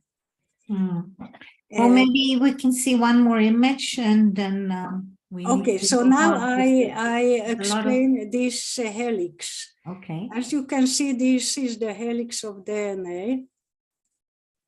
And inside there are letters in the DNA. And in fact, the temple is the cut, is the inner cut, as if expressed through visual imagination. The temple is the cut through the DNA, the meeting point where it is getting alive, and the middle. Is it okay that I make it bigger and smaller? I think, do you want to show more images? Because we have a few more people showing tonight. Do you Yes. have more images you wanted to show? Then I think. This is, well, I want to show this Only, square. okay. This is the empty. Mhm. Okay. Okay, so I won't move it too much if it is disturbing. I love this, please. I Yeah. don't know about the rest, but I'm fascinated. Ah, thank you. Okay, very good. So now from here, from Tiferet, here, this is Tiferet, the temple, the cube. As you can see, there are coming out lights to Yesod, which is the earthly Jerusalem. Can you see it? Mm-hmm. And around it, there are 12 circles or ellipses, which is the 12 tribes collecting or coming from all over the earth to Jerusalem. And for cleansing, they are lifted up for cleansing to the temple. That's the vision. Their soul, their higher self, or their souls are lifting up into these meditation cells in the temple of Tiferet, which is of course connected to the higher awareness. Well, I can close up Jerusalem if you would like, yeah? If you wanted to show more images, then yes. Or if you have more things to say and you're just showing this, then Well, I 5 more minutes. what did I put, what symbols. In fact, this painting has at least 120 symbols. Wow. Each symbol is it can be like spread out. Like here is Shlomo, Melech Shlomo, and here is the Dome of the Rock and David HaMelech, and here is Yeshua with the cross as well. And so on, many symbols. Well, as you can see, here is Muhammad. I took it a bit with humor as well. Yitzhak was talking about Muhammad, how the Muslims like why it is important for them, Jerusalem. And it is because of the dream Muhammad had flying on the Kaaba to Jerusalem. That's, yeah. And here is the Kaaba. Here he is sleeping. Yeah, Arabia. Yeah. So this is Yesod. Yeah. Thank you. Yeah. Beautiful. Here is Netzach, Malkat Shva. Here, if you can see. Can you? Annalisa, could I ask a question, Eva, or there's no time? Yeah. So we have five more presenters tonight, so I don't want to hold them up. That's the thing. I'm willing to give up my Okay. time if it's necessary. It's so Sure. perfect. So maybe I try to answer short. Yes, very short. Did you do, wow, it's amazing the resemblance of the cube down in Arabia and the cube up in oneness. And I cannot think of the cube down in duality still. Well, it is a complex question. I can't answer it now. Sorry. It's We can write about it or on Messenger. That would be amazing because I would love to know more about it. Where have you placed it in the tree of life? My computer is not so good and the sound is not so good, so I can't really hear exactly your question. Thank you. Okay, so I will be really happy to have a dialogue on Amrita, can you write the question in chat so we can follow? I can send you the description of in English here on chat. Yes, I can send it. It is a bit longer, but if you like. I would love that. Thank you so much. But of course, to explain all of these symbols, it will take at least an hour. Yeah. Okay, anyway, so just we are coming down to the kingdom, which has many details and symbols, as you can see. And the lowest, in fact, is this baby, Dr. Hayutman. Yitzhak is here smiling. And what was great about him, that he knew how to work with women. Really, just work on this vision.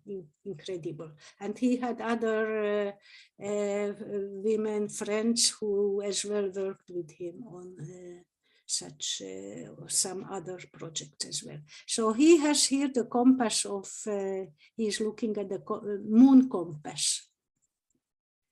And here you can see a kind of a baby, he's a baby, in fact, and I called him Baby Atlas. Here is the mountains of Atlas, Gibraltar, geographically, and he is upholding the Sukkot Shalom. You can see here Nerot Shabbat, and here is a Sukkah. So that's in short, very short explaining, coming into some symbols. Of course, each of them has some story. Beautiful. Okay, so would you like to look at the other one, the redemption? Okay. Would it be okay if we come back in a little bit, because I think we're really late already, yeah, and there is no time. Anyway, I just show you this because this is the orientation is from the male point of view, and redemption is from female point of view. Mm-hmm. Okay. And here, as you can see, the male and female, and Yitzhak wanted to have the temple as the form of the dome of the rock, and it has some Kabbalistic geometry as well, like 32. This inner cupola has these forms, which 32.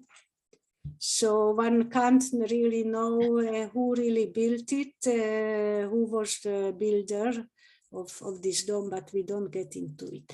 Anyway, here, this alchemical form is one of those forms depicted on the dome. So in the beginning, in the sketches, I put the Redeemer in the dome, but then he didn't have any communication with the earthly Jerusalem. So I had to turn him upside down, and then so I just had to think, where does he come from? He is coming from the mother of the earth, of life. She is here. She is sitting in the dome of the rock, in the dome, in the temple.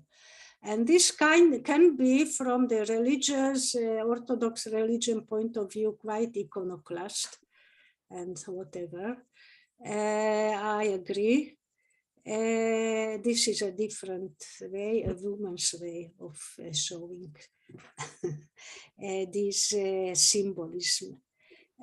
So that's what, and in fact, the Redeemer, as you can see, there, the earthly dome of the rock, there are dancing the 12 representatives of the 12 tribes, and their higher souls, they are pulled up and they form the body of the Redeemer. Beautiful. Yeah, so that's the Shekhinah. Would you say that's the Shekhinah? Yeah, she has many names. mother of the world, I called her. Mhm. Mhm. So that's in short, and maybe just here, Dr. Haifman wanted, this is the view from east and from Mount of Olives, and there is as if an amphitheater. They are watching the view of, there is from this amphitheater, watching the view, the theater of redemption in a big cube above Jerusalem. This is a cube as well. And there is the Son of Man,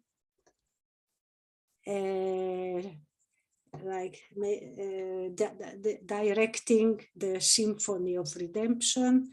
And these are the man and the Nesher, Aryeh. But instead of, I make here, how do you call this animal? Unicorn? Unicorn. Yes, unicorn. Yes, and here on Mount of Olives, there the souls are rising, and it is written here: "Ze po nigmera historia zal." Zichrona livracha. Wow. Interesting. And here is Dr. Hayutman resting. Mm. Great work. And here is the earthly mother suckling her. Beautiful. Yeah, and here is Moshe Rabbeinu, and this is the urn, Aaron Habrit. Yeah. Okay, so that's in short. Beautiful. We're going to have a one Zoom with your artwork, just you one time, because Oh, thank you. there's so much to see, but we just want to honor other people. Yeah. I agree. Also, I want to hear you more, so Hannah Lisa, but we have to give time for So everybody. beautiful.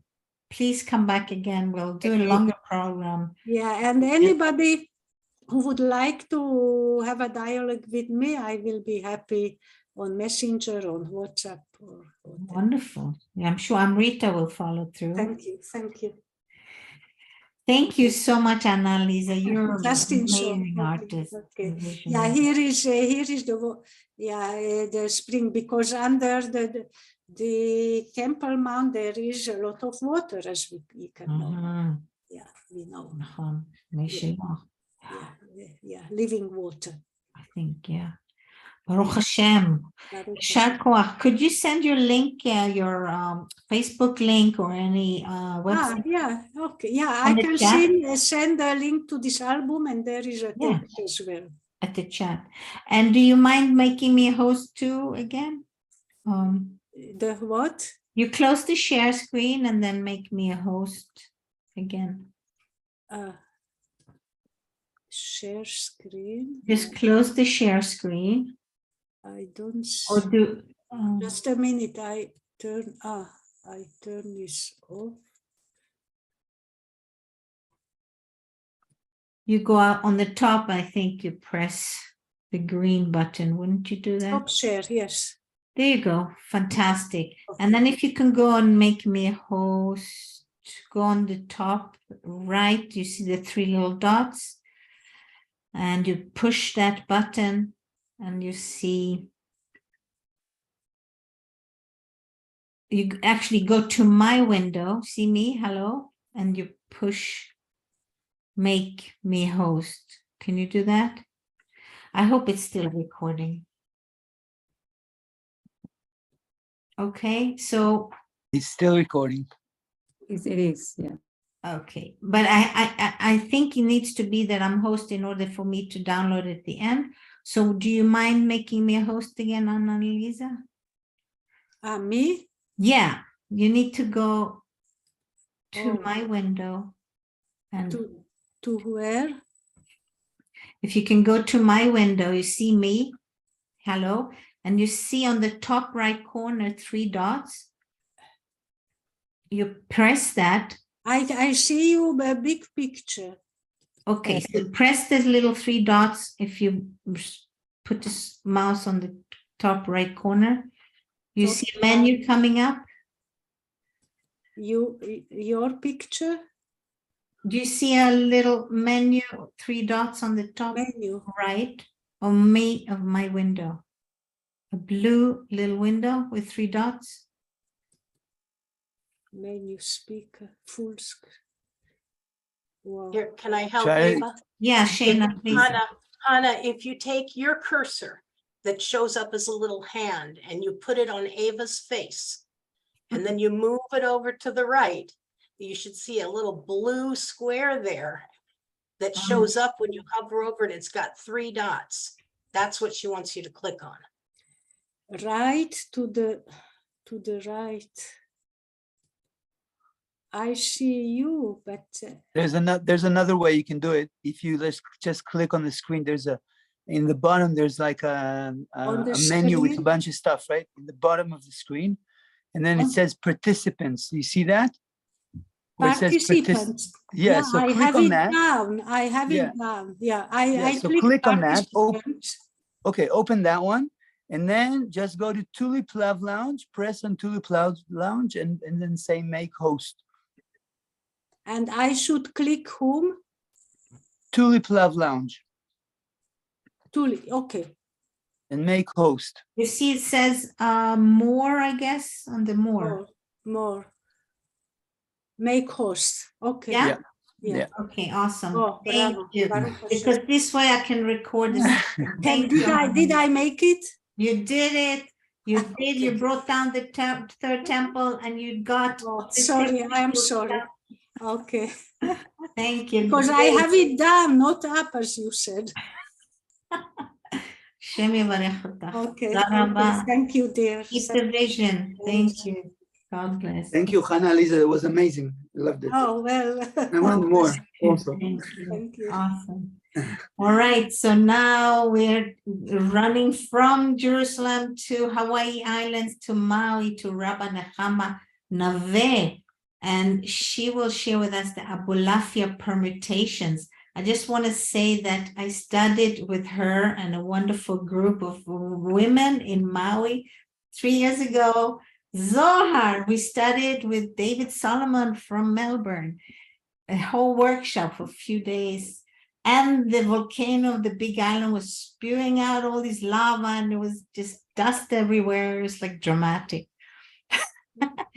So thank you for coming back. We haven't seen you in a year. It's really nice to have you. Yes, I'm hoping to be able to come back more regularly now. So thank you. Thank you. So, and when it comes time, Eva, if you make me a co-host, I think that it doesn't take away from you. I think Jonathan is already co-host, that's why. Oh, You okay. your skin too, so let's do the same thing. I will, but I don't need Yeah. to share it quite yet, but you can go ahead and make me the host, yeah, Okay, or co-host, whatever you want to do. change host, okay. So All right. as Eva said, I'm presenting about the Abulafia permutations. And I know that many of you here, or at least some of you probably already do these or some kind of similar system, but it's always good to have review. So I'm doing this a little bit as a tutorial. If we wanted to sit down and do the whole meditation, then we really need like an hour. And if you wanted to really do all of them, the whole system they have, it would take days. So I'm just going to do a little introduction about who Rabbi Abulafia was. And then I have a little slides that I made up, and we'll go through a little tutorial. So Rabbi Abraham Abulafia lived in the 13th century in Spain, and he's considered to be one of the most significant Jewish mystics. He taught a comprehensive system of meditative practices that he designed to attain divine inspiration and prophecy. And as Rabbi Rome called it, plugging into the nature of reality. I thought that was a nice term. In Aryeh Kaplan's Sefer Yetzirah, which Hannah Elisa drew from for her amazing paintings, those were so amazing and detailed.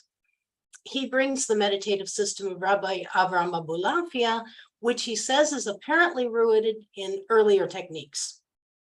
In this system, and there's many different systems and there's different ways to approach the different systems, one pronounces the letters of the Hebrew alphabet together with those of the tetragrammaton, the yud and the hey and the vav and the hey, using every possible combination of vowels, 25 in all.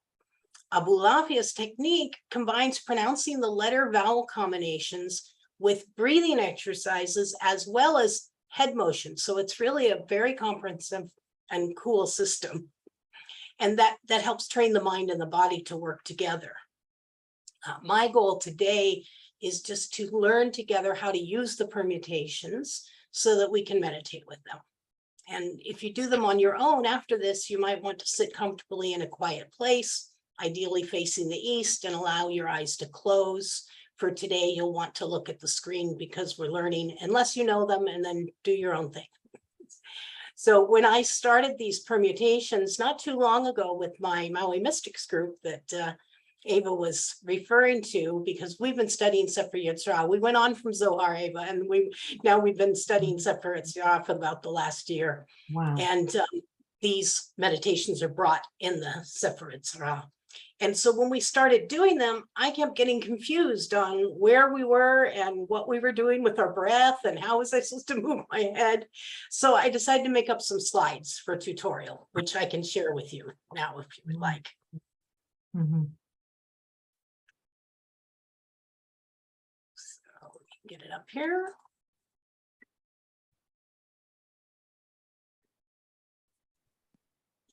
Okay, see if I can share screen. I can, excellent.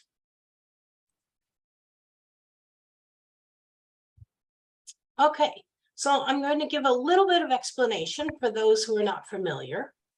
The meditation begins with the first letter of the divine name Yud, which I wrote on the screen there. And one pronounces, along with the Yud, the phonetic vowels, O, A, E, I, and U.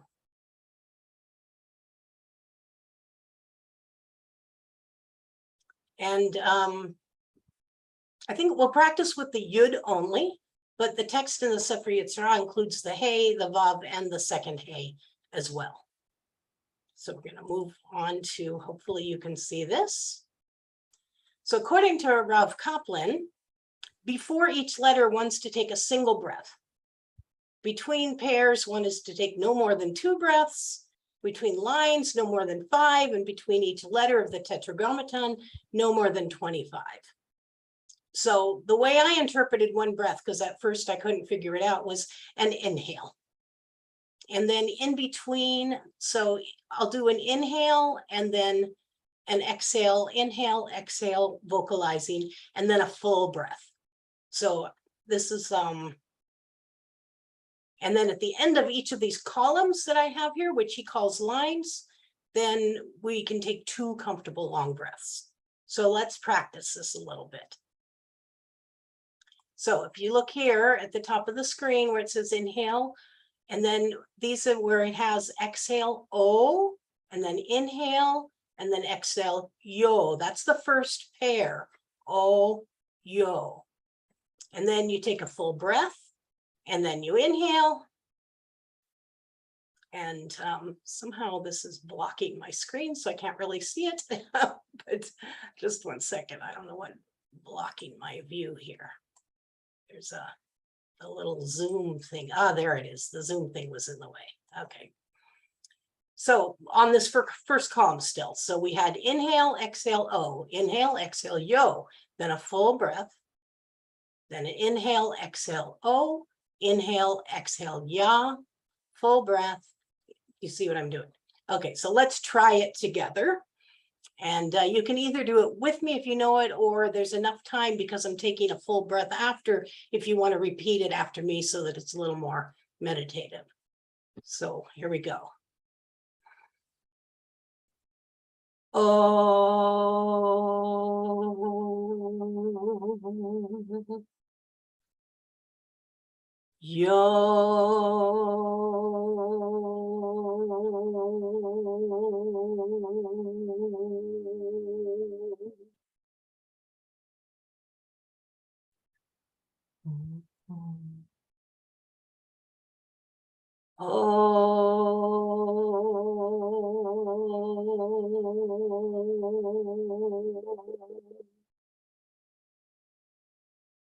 Ya.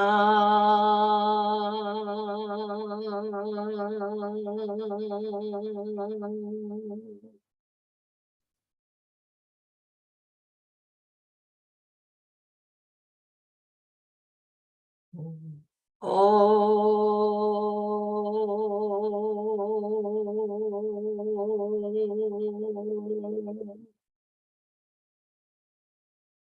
Yo.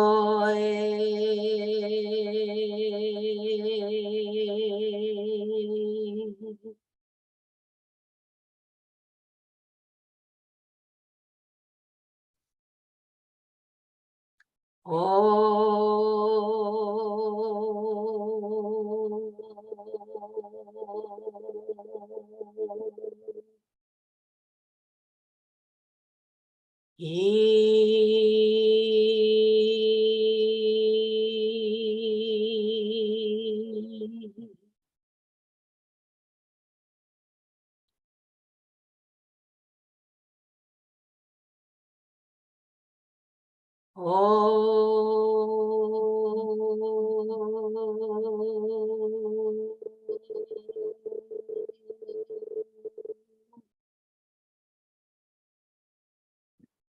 You.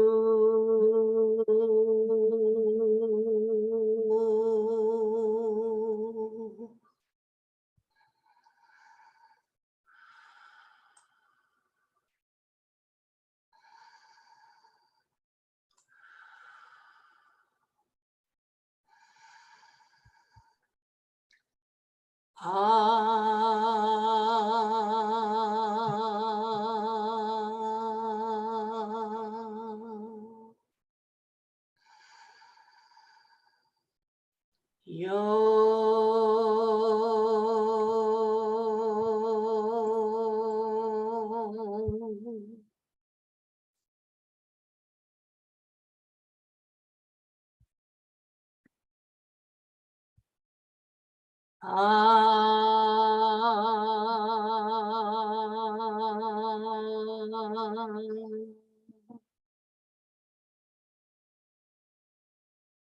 Ya.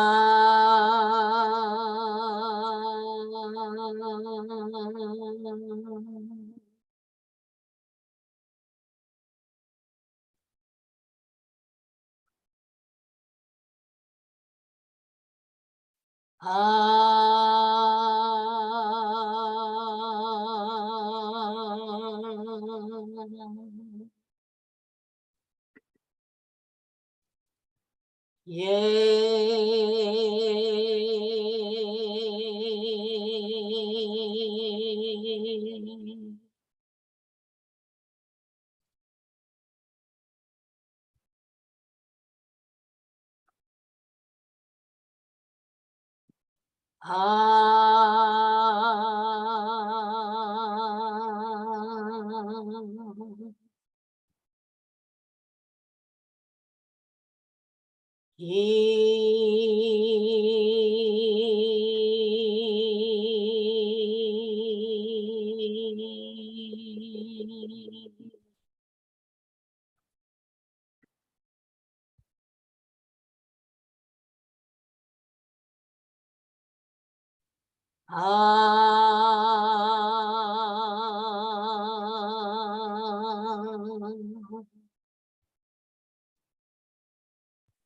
You.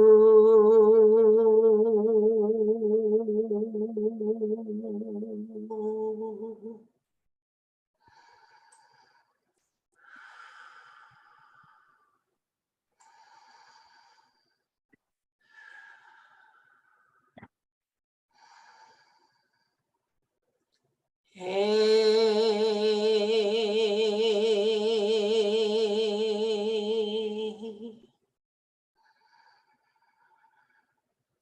Yo.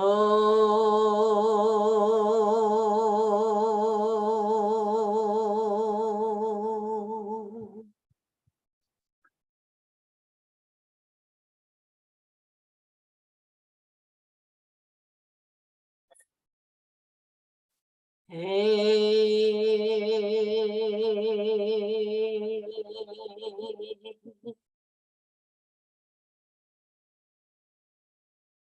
Yam.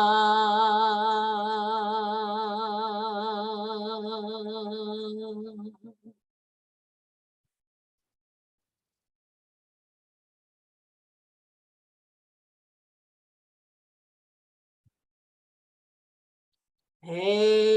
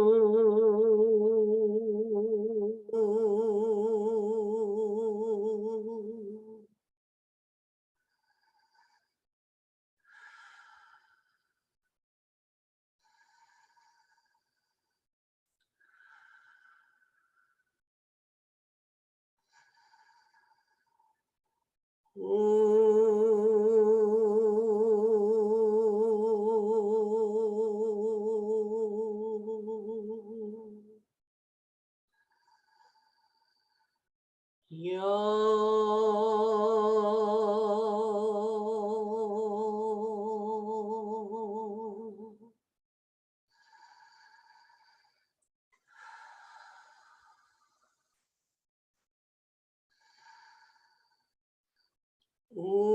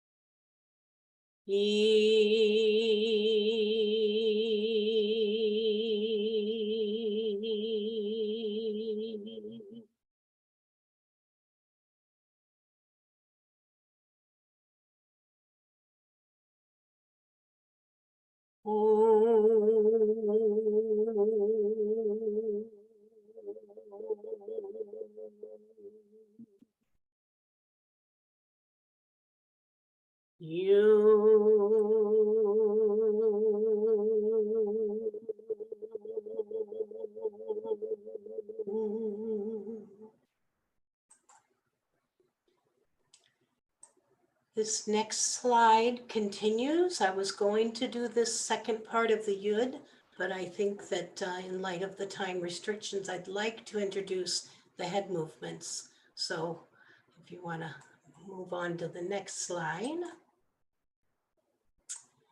Okay, so adding the head movements, each vowel has a corresponding head movement. Which sort of, so you have to use a little bit of your imagination, but once you get it, you do see it, draws the vowel marks in Hebrew. So the O is the holam, it's like a vav. So the head begins at the center and then moves up and then back to the center when we have our full breath in between. The the kametz, begins at the right. So on your inhale, you're turning to the right. And then the head moves all the way over to the left while you're doing your sounds. And then back to center at the full breath. The the tsere, begins at the left. So on the inhale, before you're turning your head to the left. And then the head moves all the way over to the right while you're vocalizing. And then back to center at the full breath. The the shurek, begins at the center and the head moves forward and then back to the center at the full breath. So we're going to try it just with the first column of what we just did. We did 5 columns, which was half of the Yud meditation. And then there's meditation the same way, 2 parts for the Hey, 2 parts for the Vav, and 2 parts for the second Hey. So we're going to inhale at the center and then exhale O and move our head up. Inhale, exhale Yo, then back to the center on the next inhale and then take a breath. So let's try it.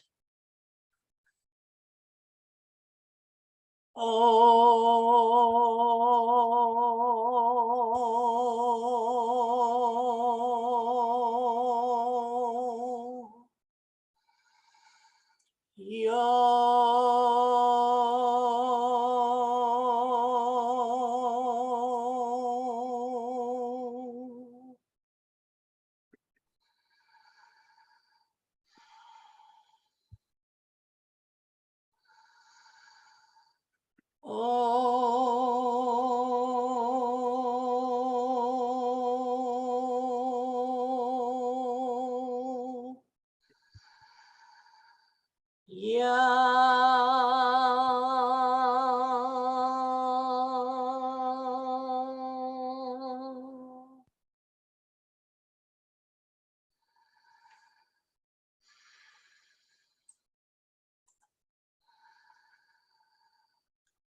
Oh,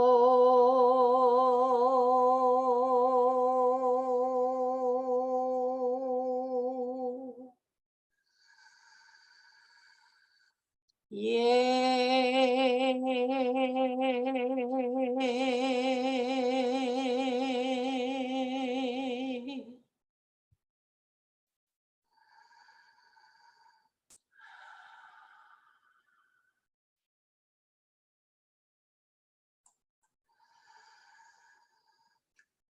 Oh,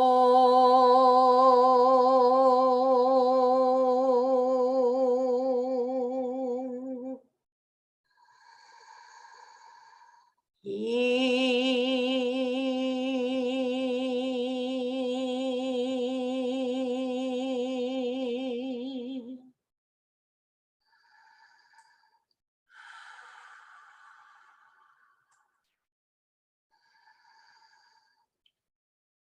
Oh,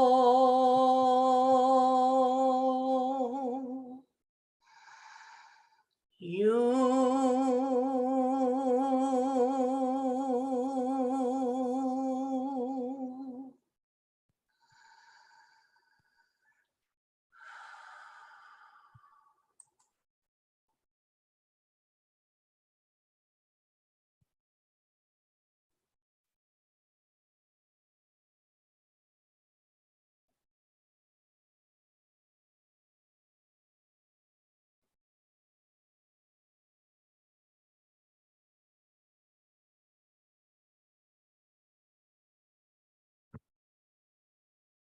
Okay. So I think you can feel even from that short demonstration, the energy that gets promoted, and it's even stronger when you're able to do it with all of the permutations. It's become one of my favorite ones to do. And at first I was like, oh, I don't know about this one, moving your head around. But I find that adding those head motions, because at first, when I first learned them, I wasn't doing the head motions. It was like too much because no one gave me a little tutorial like this. So it was too much for me to kind of think, where am I going on the O? And then when I read that you can see the vowels, you're actually drawing the vowels. Because most people say they resemble the vowels. Well, what does that mean? But when I realized that I'm actually drawing that vowel when I'm going up and I'm down. And then when I'm going across, I'm drawing that and I'm drawing that which is the 2 dots across. And then the E, which is the 1 dot. I'm drawing that when I go down. And then the U is the dot on the left side of the vav. And that's when you go forward. Now I have seen, and I was doing this, our group was doing it this way for a little while. Some people do it slightly differently. And then when they do the forward, they say to go forward, back, and center. And we were laughing because it made us feel like there was some kind of bird. Someone was saying, oh, we look like this bird, you know. So I don't do that way anymore. I find it just better.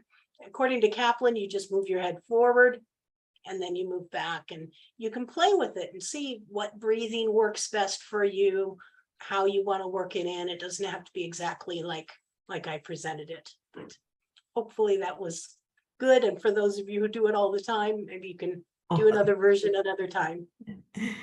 Thank you so much, Hannah. That's amazing. A whole nother universe. I didn't know about this. And it reminds me of Judith's Goldfarb's work with movements. And she does it, all these cherikim and vowels of the alphabet. So maybe it's a good idea to follow through now with Judith. However, we would like to have some music. So Amrita usually comes in at this point to sing, but I think we need to honor Judith's late time. If that is okay with you, Amrita, and we hear you singing after. I don't need to sing today, Eva. It seems like the program is full and it's just amazing to be here and listen to all of you.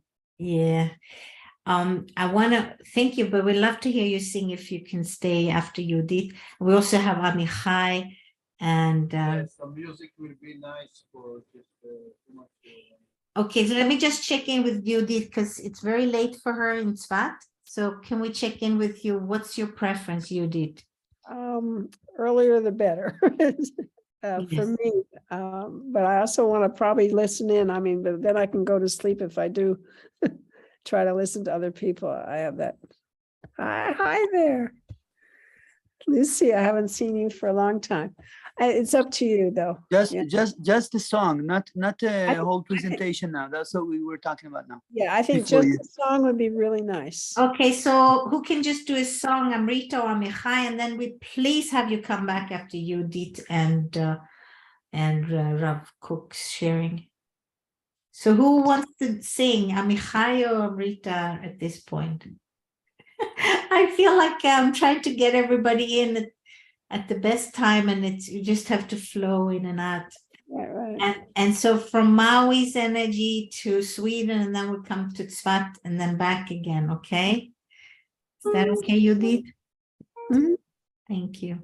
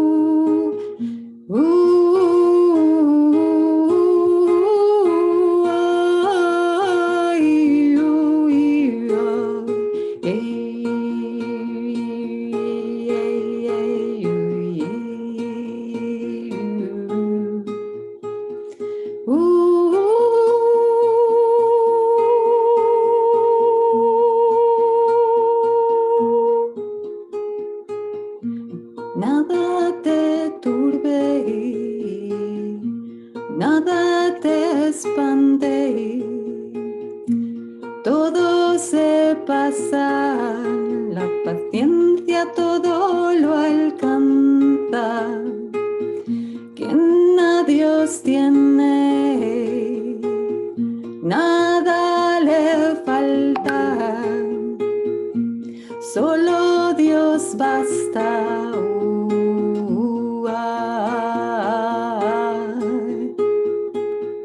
Nada te turbe, nada te espante, todo se pasa, Dios no se muda, la paciencia todo lo alcanza. Quien a Dios tiene, nada le falta, solo Dios basta.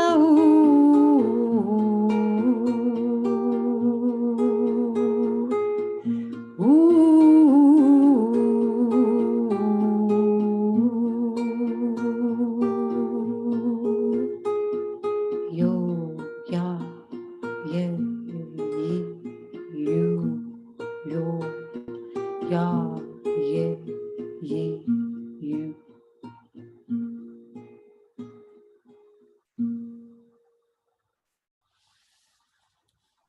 Muchas gracias. ¿Ah? Wow. Wow. I haven't heard you for a long time, Amrita. I forgot how wonderful you are. Wow. That was a whole meditation right there.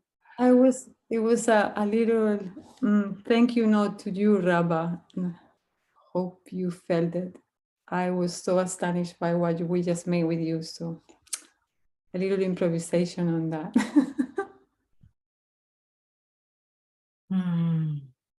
Thank you so much, Amrita. Beautiful. Okay, please come back later again. Judith Goldfarb, she's a wonderful teacher, and she lives in Tzfat, has the Maui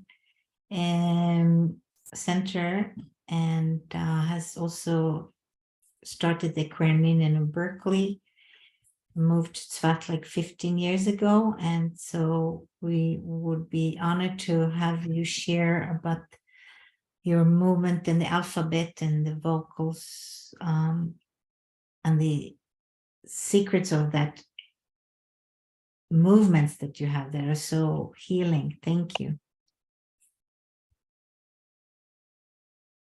Can you unmute? Unmute. I'm gonna do these movements. They're pretty simple. I encourage everyone to get up Oh, good. with me and not just make it something you're watching. This is supposed to be a, a relief from sitting for a long time. Yes. How beautiful it's been. But let me see if I hope the speaker picks it up all right. From at least here. Can you hear me? Yes. Okay.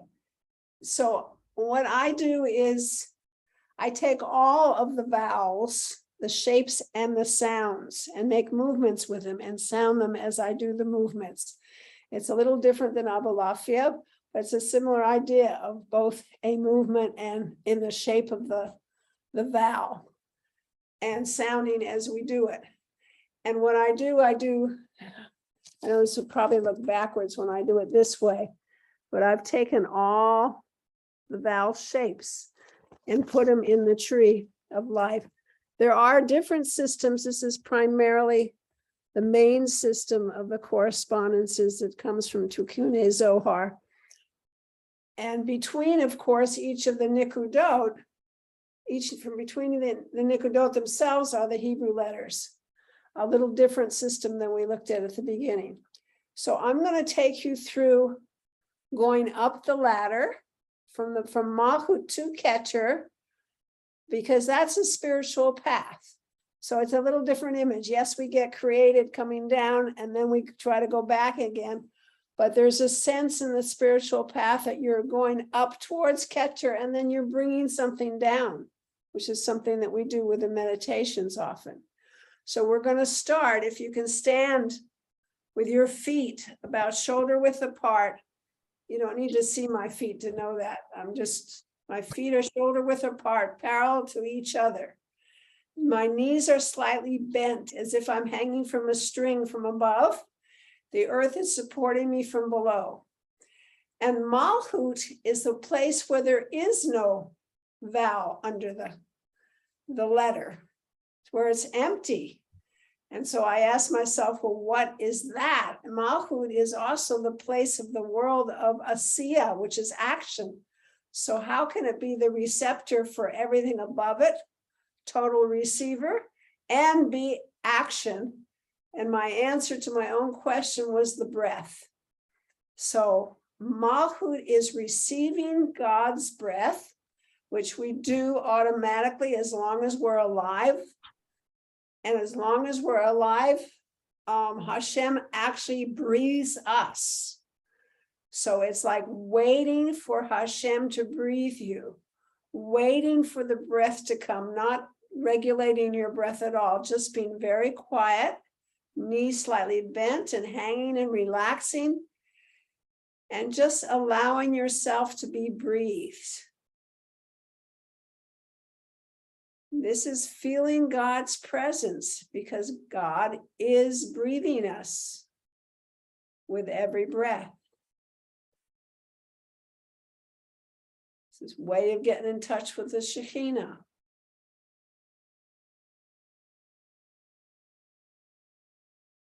And it's the first place on the spiritual path is being present.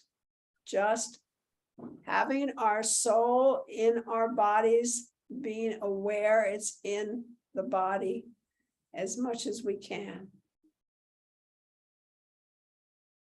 And breathing into every part of your body.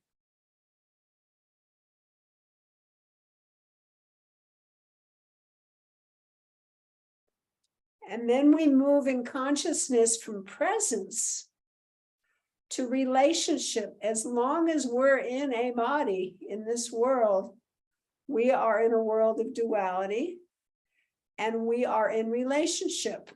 And that's both within ourselves and outside with something else. So Yesod, which in the physical body is the intimate areas of connection of our body, both in terms of the mouth and the tongue, and in terms of the genitals. It's like a sense of where do we connect with the world? Where do we connect with another? Air between us is a connection. There's all kinds of things that we're always in relationship. So that awareness of being present and then being in relationship. And the vowel that goes with relationship with Yesod is the Sharuch. So it's a vav with a dot in the middle of it. So I make the vav by letting my head go forward slightly and having my spine be the long part of the vav, solid on my feet. And I make a dot by putting all my fingers together in front of my body. And I make the sound when I go out. Ooh, bending my knees slightly and come around. And as I push out, my head comes up. So here's the Sharuch, the Yesod, and it's ooh.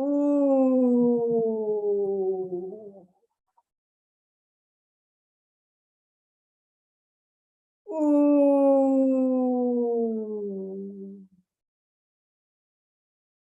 I sometimes think of this as, speaking from the heart. Ooh, your inner essence out into the world. In relationship, in connectedness. Ooh. In communication and intimacy. Ooh, all the movements are slow and even.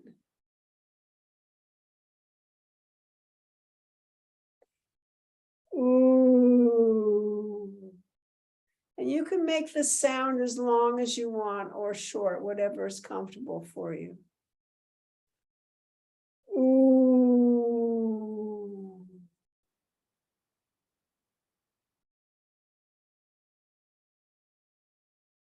Ooh. Let's do one more with this one. Ooh.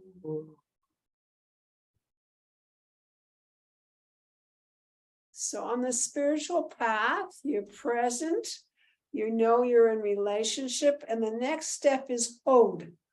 And Hod is represented by 3 dots at an angle. And it's also the left hip and thigh and down the left side. I'm not sure how it's appearing here for you. When I do it, and you either mirror me or just imitate what I'm saying. I'm not sure how it works on the video. I start by centering myself. And then when you're in relationship, you need to be able to also get into the other person's shoes, so to speak. So Hod is that place of having your own sense of yourself, but you're modifying who you are to some degree as you talk to each person differently, or you relate to something, you change. And that's these 3 dots in a row. So 1 dot is my mouth. 1 dot, I have my right hand across my body, and the lowest dot is out farther, my left hand. So I'm making 3 dots at an angle. And I go, ooh. Ooh. Then I come back up and I center. And then I turn to the other side, because Hod has to do with the ascetic quality, has to do with empathy with another. And there's many different perspectives.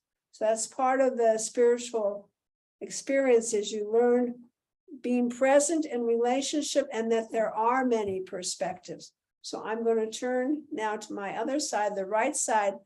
My right hand is out farther and lowest. My left hand is between my mouth and the right hand, and I go, ooh, and come back to center. And then I do it in front of myself. So my left hand's forward, my right's between, and the angle is in front of me. Ooh. And come back to my center. And then the right hand in front with the left between and a little closer. Ooh. And back. And let's do this again. To the left. Ooh. And to the right. Ooh. And to the left in front. Ooh. And to the right in front. Ooh. And then I'm going to do a final one to the left because hold is on the left side. Ooh. And then back to the center and down. And we go back each time we tap into Malchut, being present. So on the spiritual path, there's presence, there's relationship, there's a sense of many perspectives and having an empathy. And then there's the question that comes up, but who am I? What is my purpose here? Why was I created? For me, that's Netzach. The victory, if there's one, it has to do, I think, with knowing what your purpose is, knowing why you're here. What Netzach is a sense of endurance. It's a sense of self that's, I have a reason for being here, but it's part of a larger pattern. But I need to know who I am. So that's the herik, the dot underneath a letter, a concentration of self with a capital S. So let's try it. We bring our hands up into the dot of the herik for Netzach, and then you bring that down. E. It's a strong sound in the sense of, I want to bring my purpose into the world. E. Knowing who I am. E.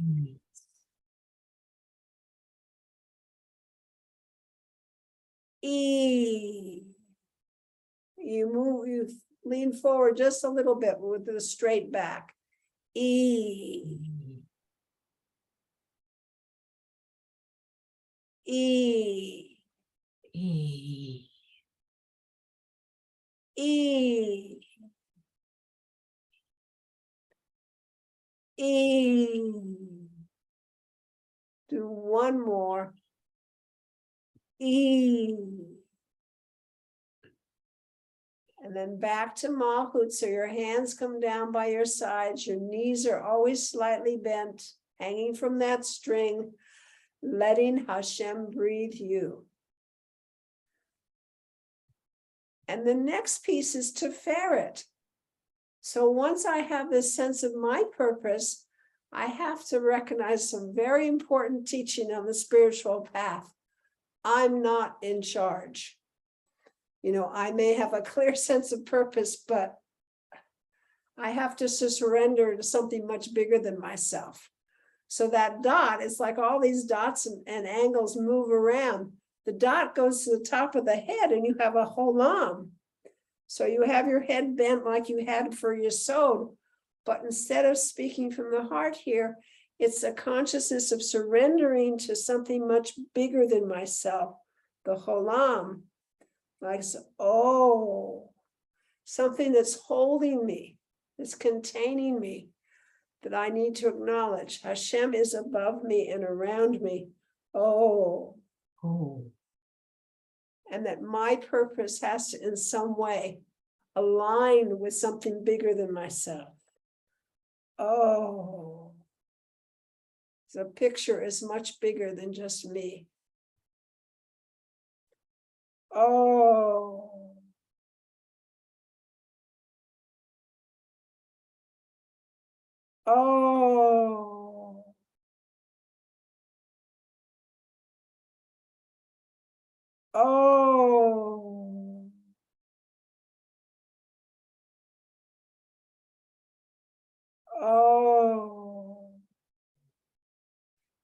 one more.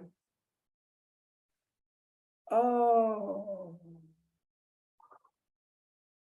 So Tiferet is balance and harmony and this sense of alignment to something bigger than myself. And then in the spiritual path, how do you maintain that? How do you keep that alignment? How do you know what your priorities should be? So it goes up to Gevura, and Gevura is represented spiritual. It's really the spiritual practice, spiritual discipline is in Gevura, strength and power that comes from putting one thing on top of the other, so to speak. Having a clear sense of priority. It's the Shafat. And I do the Shafat Nach. So it's two dots, one on top of each other. So this comes first, this comes second. I'm also being very protective.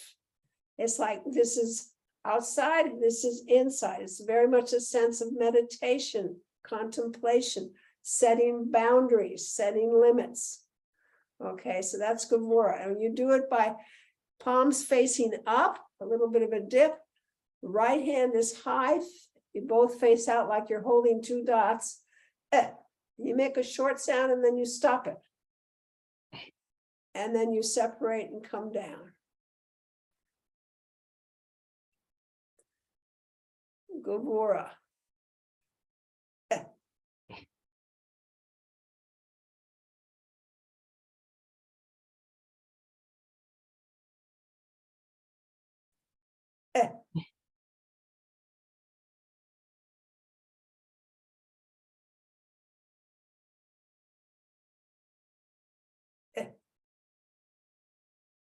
You can change hands, but I do it in patterns of at least two at a time. So you have a sense of pattern and boundary setting. I'm going to do just the right hand this time.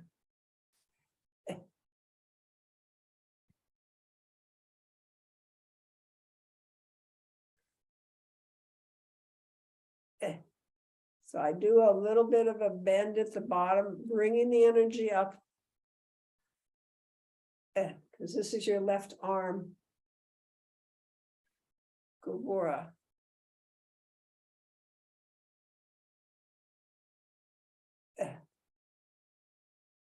Let's do two more.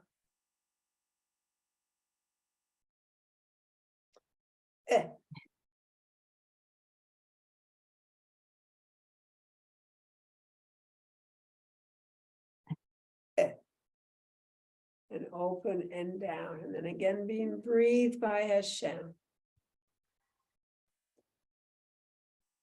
And on the spiritual path, once you get this sense of first you're centered, and grounded, then you're in relationship, then you have to be able to see from many perspectives and a sense of your purpose, a sense of aligning with something bigger than yourself, having some kind of a practice, spiritual practice, so you know your priorities. Then, and only then, you open up to chesed and loving kindness and an openness and abundance, a sense of I'm here. I mean, it goes with the movements. This is a boundary setting, and the sagol, which is three dots, two on top, and your mouth is the third. I'm wide open. I'm just here, very much present still, but open to the loving kindness. The universe is, I'm a channel for that abundance to come through. So it's an open sound too. This is and this becomes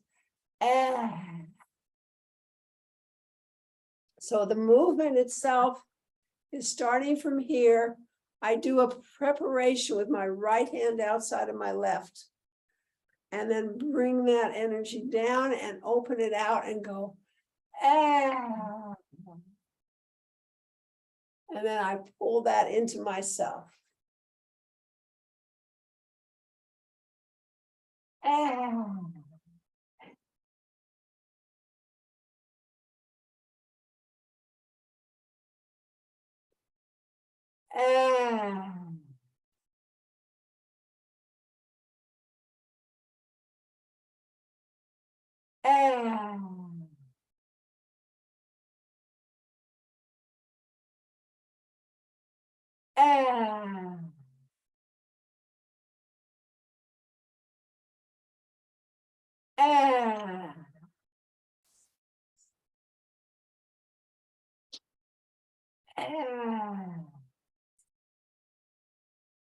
Do two more. And last one. And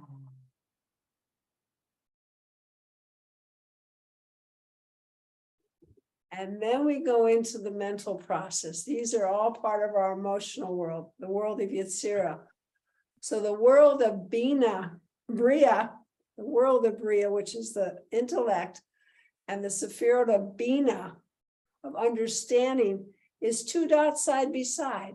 It's like these two dots come down, you drop out your own ego. You make an intellectual judgment of it's like this or not like that. It's comparison, it's the analytic mind. And it's similar to Gevurah, it's on the same side. You come up and now the two dots are side by side. There's no judgment. It's noticing, it's awareness without emotional attachment.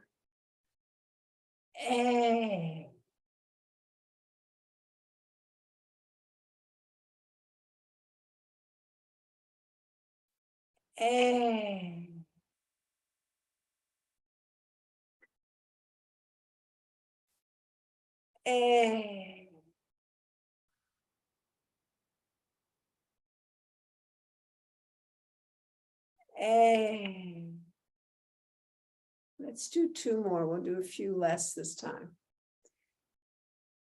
And a final one here.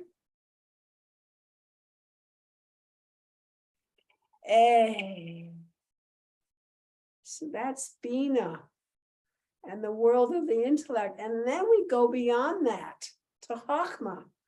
And Chachma is that sense of knowing there's an underlying unity.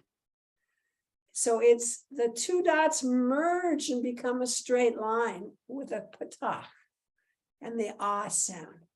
And so this time you bring your hands up, left hand inside of the right, and you create a straight line.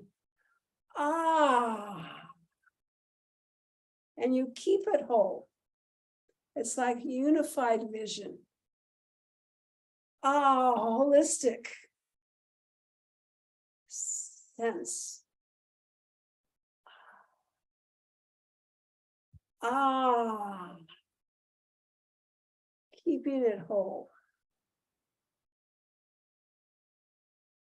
Ah.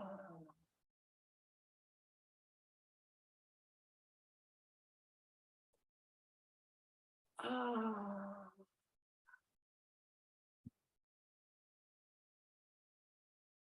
We'll do two more. Ah.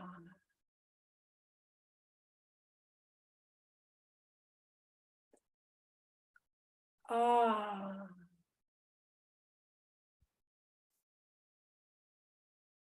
And that's already beyond words, beyond the distinctions of Bina. And we go to Keter. So Keter's the crown. You know, Bina is the left brain, Chachma is the right brain. The crown, when I got to the place of trying to describe Keter, it's like it's beyond words, and it's even beyond the flash that you have with Chachma. And when I came up with a sense of isness, nowness, because in fact, the past and the future are constructs of our mind, that we really only are in the eternal now. That's where we live, but we can't, our mind can't grasp that. So that's what I think of as Keter. Keter is the kamatz, looks like this. So it's like a total effacement of your ego and your sense of self, at the same time as being open to the oneness we are with all of creation in the now. So light inside of light, isness of our being. And in a way, it's very similar to Malchut, totally present. So let's try it. Your hands go back to back here. Point your fingers in towards yourself. come up and open into a kamatz. Here's a kamatz, and then you go, ah.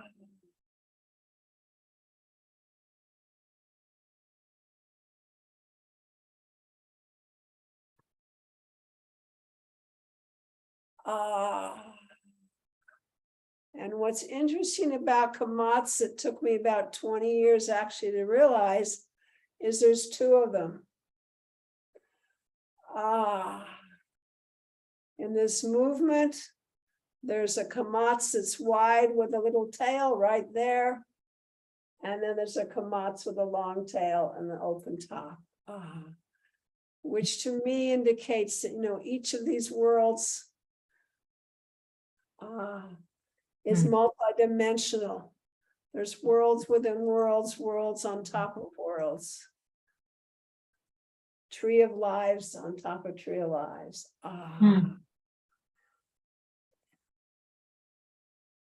One focuses down and one focuses up.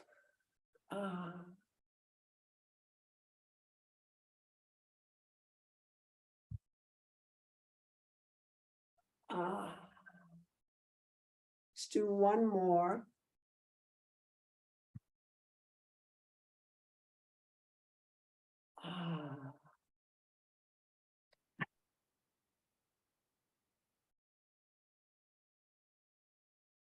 And then I want to bring you down before I close, because otherwise you're going to be up in the Keter sphere. I want to ground you. So coming down the ladder from Malchut, from Keter to Malchut, is what you need to do to actualize something.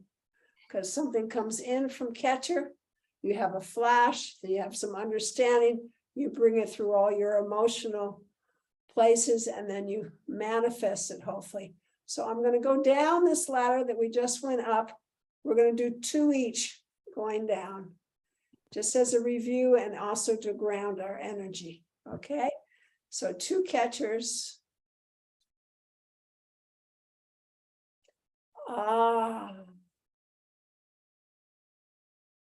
Just eternal now.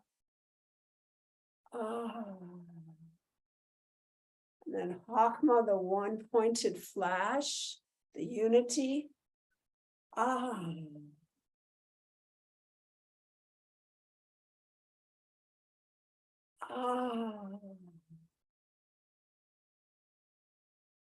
then the 2 dots side by side for Bina, for understanding. No judgment, just awareness.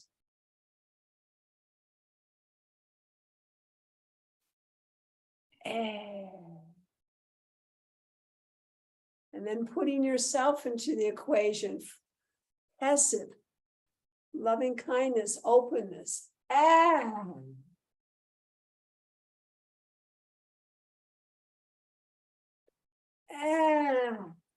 Sense of abundance. And then setting boundaries to that giving, that open giving. One on top of the other. Gevura, priority setting.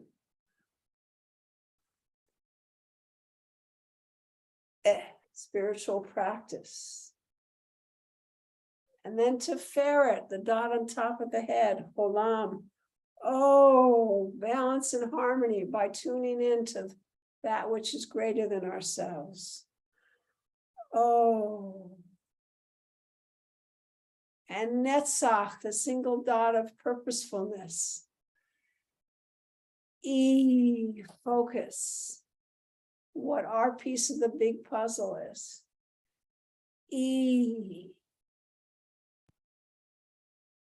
And then hold. Empathy. And thankfulness to see from many perspectives. The splendor of that, the glory of that. And Yesod, bonding connectedness. It's important if you're giving something over to someone that you connect with them. And finally, back to Malchut, just letting God breathe us, letting Hashem breathe us and being totally present, our soul and our body, grounded and centered. And then bring your feet together.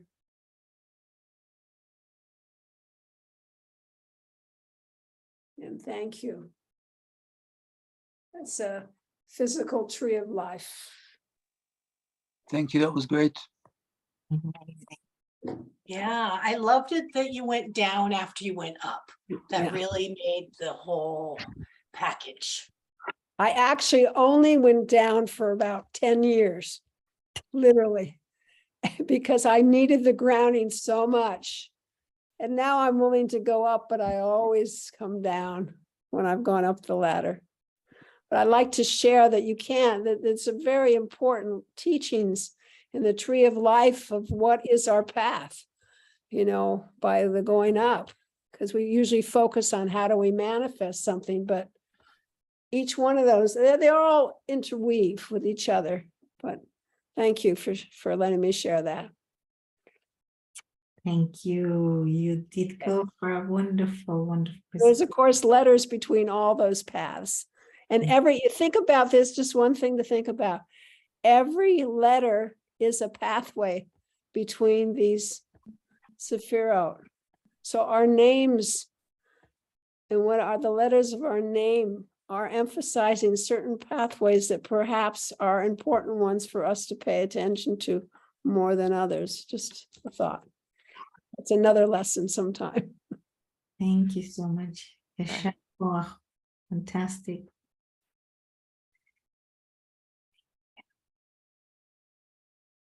Amichai, thank you for your patience. We're looking forward to Yeah, I'm so full of light. So I'll try to speak because,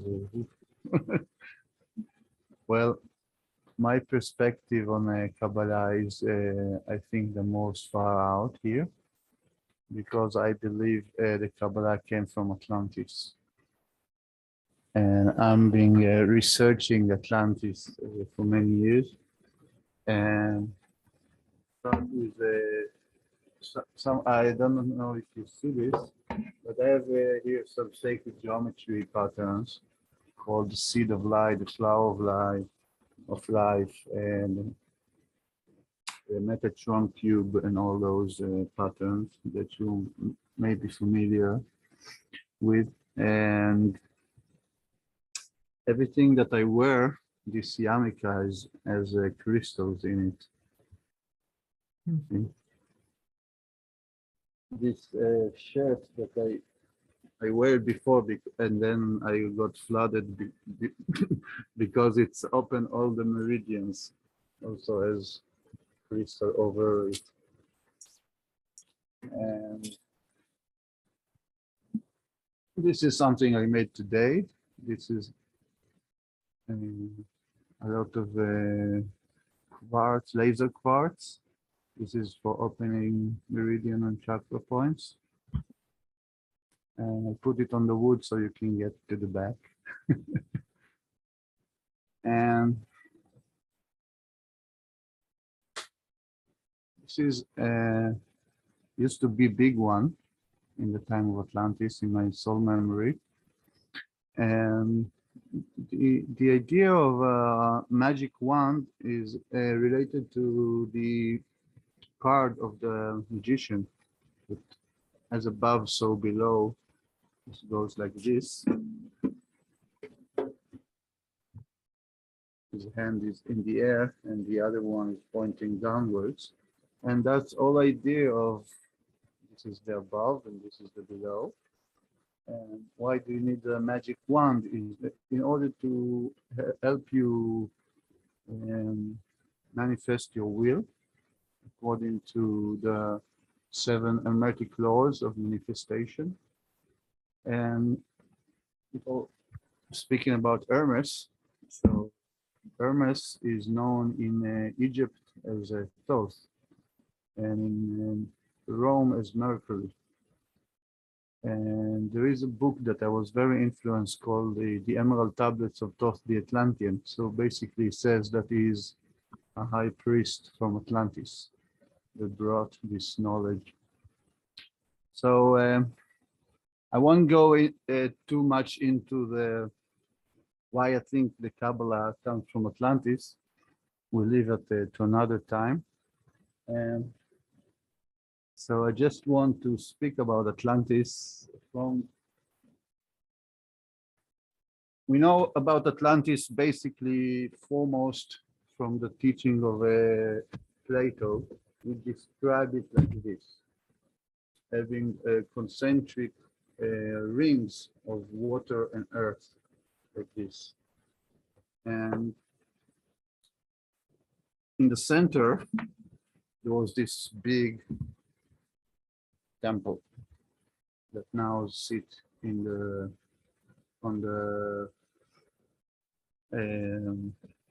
somewhere in the Bermuda Triangle, and is responsible for all the planes and ships disappearing there. But this from the teaching of from this book called the Emerald Tablets of Thoth the Atlantean, is talking about the temple of Unal, and he's talking about Thoth is talking about his master, whose name was Master Orlet. Master Orlet, if we're going to connect it to Judaism, we say that the Elohim created the world or whatever, and Elohim is in plural, so we can ask why Elohim is in plural. And the Theosophy teachings talking about the order of the Elohim lords as created, co-creative gods, as means that they created this, the fruit of life, and within it the flower of the tree of life, and within it and around it the flower of life. And this is how the pattern of the cells and the DNA, and this is basically how life works geometrically. And in the time we call it Gan Eden, we were in the body of light, we were not in the body of flesh. So all this story is talking from the perspective that we're talking about Atlantis and Lemuria and Hyperborea, and even before there was this, what is the philosophy called the Polarian. They were in the polar areas, and then they went into the center of the earth, what is called Agartha. And so all those races were not physical in the way that we are physical. Only in the time of Lemuria, people started to becoming two sexes, and we started to have this physicality. Before we were beings of light, and we were giants. We were not as small as like we are now. So those beings are now the devas. They are the nature spirits. Yeah. Well, that was a little story about Atlantis and some other stuff. But back in 2015, me and a friend of mine called Zohar, we held a group, a little bit like this one, and Jonathan was there, and she led a meditation to connect to the big crystal of Atlantis. And Jonathan has just got a beautiful song that came like the words, the lyrics, and you know, this called the capo or the bridge. He put it on a seventh. The scale, yeah, the scale was very particular. Yeah. Yeah, just like put it on 7, it makes the guitar sound like a mandolin, and or it sounds like a Yes song. And I translated the word, and it's in Hebrew, but I will just read the translation. It's called the flame of the transparent crystal. The flame of the transparent crystal that burns in each cell of the body guides and awakens and gives strength to every layer of the soul. The transparency is a key for light, and every color can help to heal, to feel, and to a little bit to let go. In holiness, it weaves us together. Brightness channels truth. Great gifts it bears. Our intelligence will lead us to observe, to anchor our earth in grace. So, again, Jonathan is saying it's not me, but he channeled this song. And it's like, wow. So let me sing it. Goes like this. It's a valse song.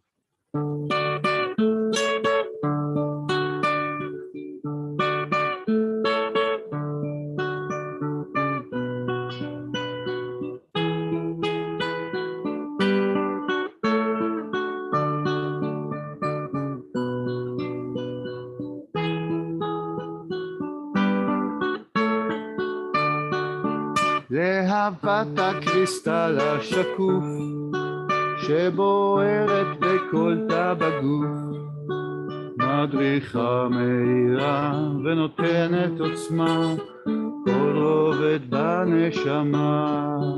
מדריכה מהירה ונותנת עוצמה, לכל רובד בנשמה.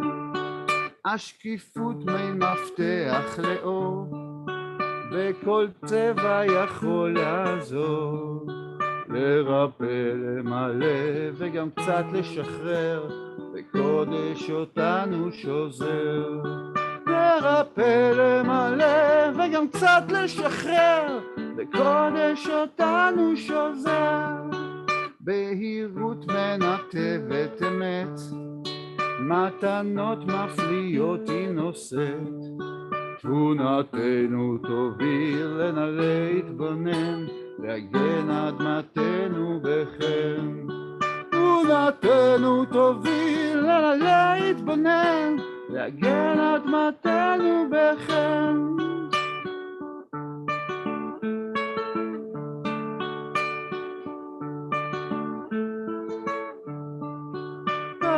da da da da da da da da da da.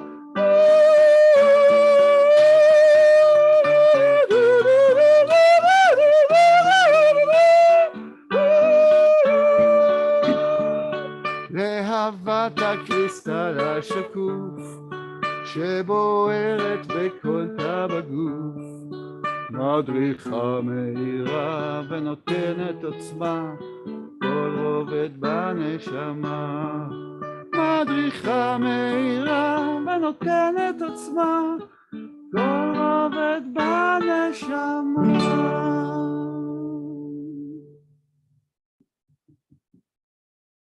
בראביסימו. יונתן. זה ממש מעניין, זה ממש מלאה בהומור, אתה מכניס לזה גם אחרי. He's putting a lot of humor into the song. It's good. That's very cute. It needs to be like as much as I play it, you know, I look like a male, but I'm channeling a few goddesses. One of them is Lady Venus, and she's an opera singer from the planet of Venus. So those operatic voices were Lady Venus doing her stuff. I love it. That's great. We need the male consciousness and the female expression, and vice versa. Beautiful. So thank you. Thank you, Amichai, very much. Wow. So we'd be happy to hear more from everybody. And Yosef Yitzchak had a question for you, Ditko, if you still can answer. And then anybody else wants to share or sing more, we'll be happy to hear. Yeah. I put my crystal on. Yeah, crystal people. Beautiful. I love that idea. Is Yehudit still awake? Yeah, I'm here. Oh, hi, Yehudit. I'll have to just put you on the screen so I can see you. Oh, hi. So I was very impressed with the movement meditations. I've done them. This is the first time I've done them. And I was particularly impressed with the Keter, how it reflected back on itself, and your discovery that it pointed down at, or you do two different types of comets.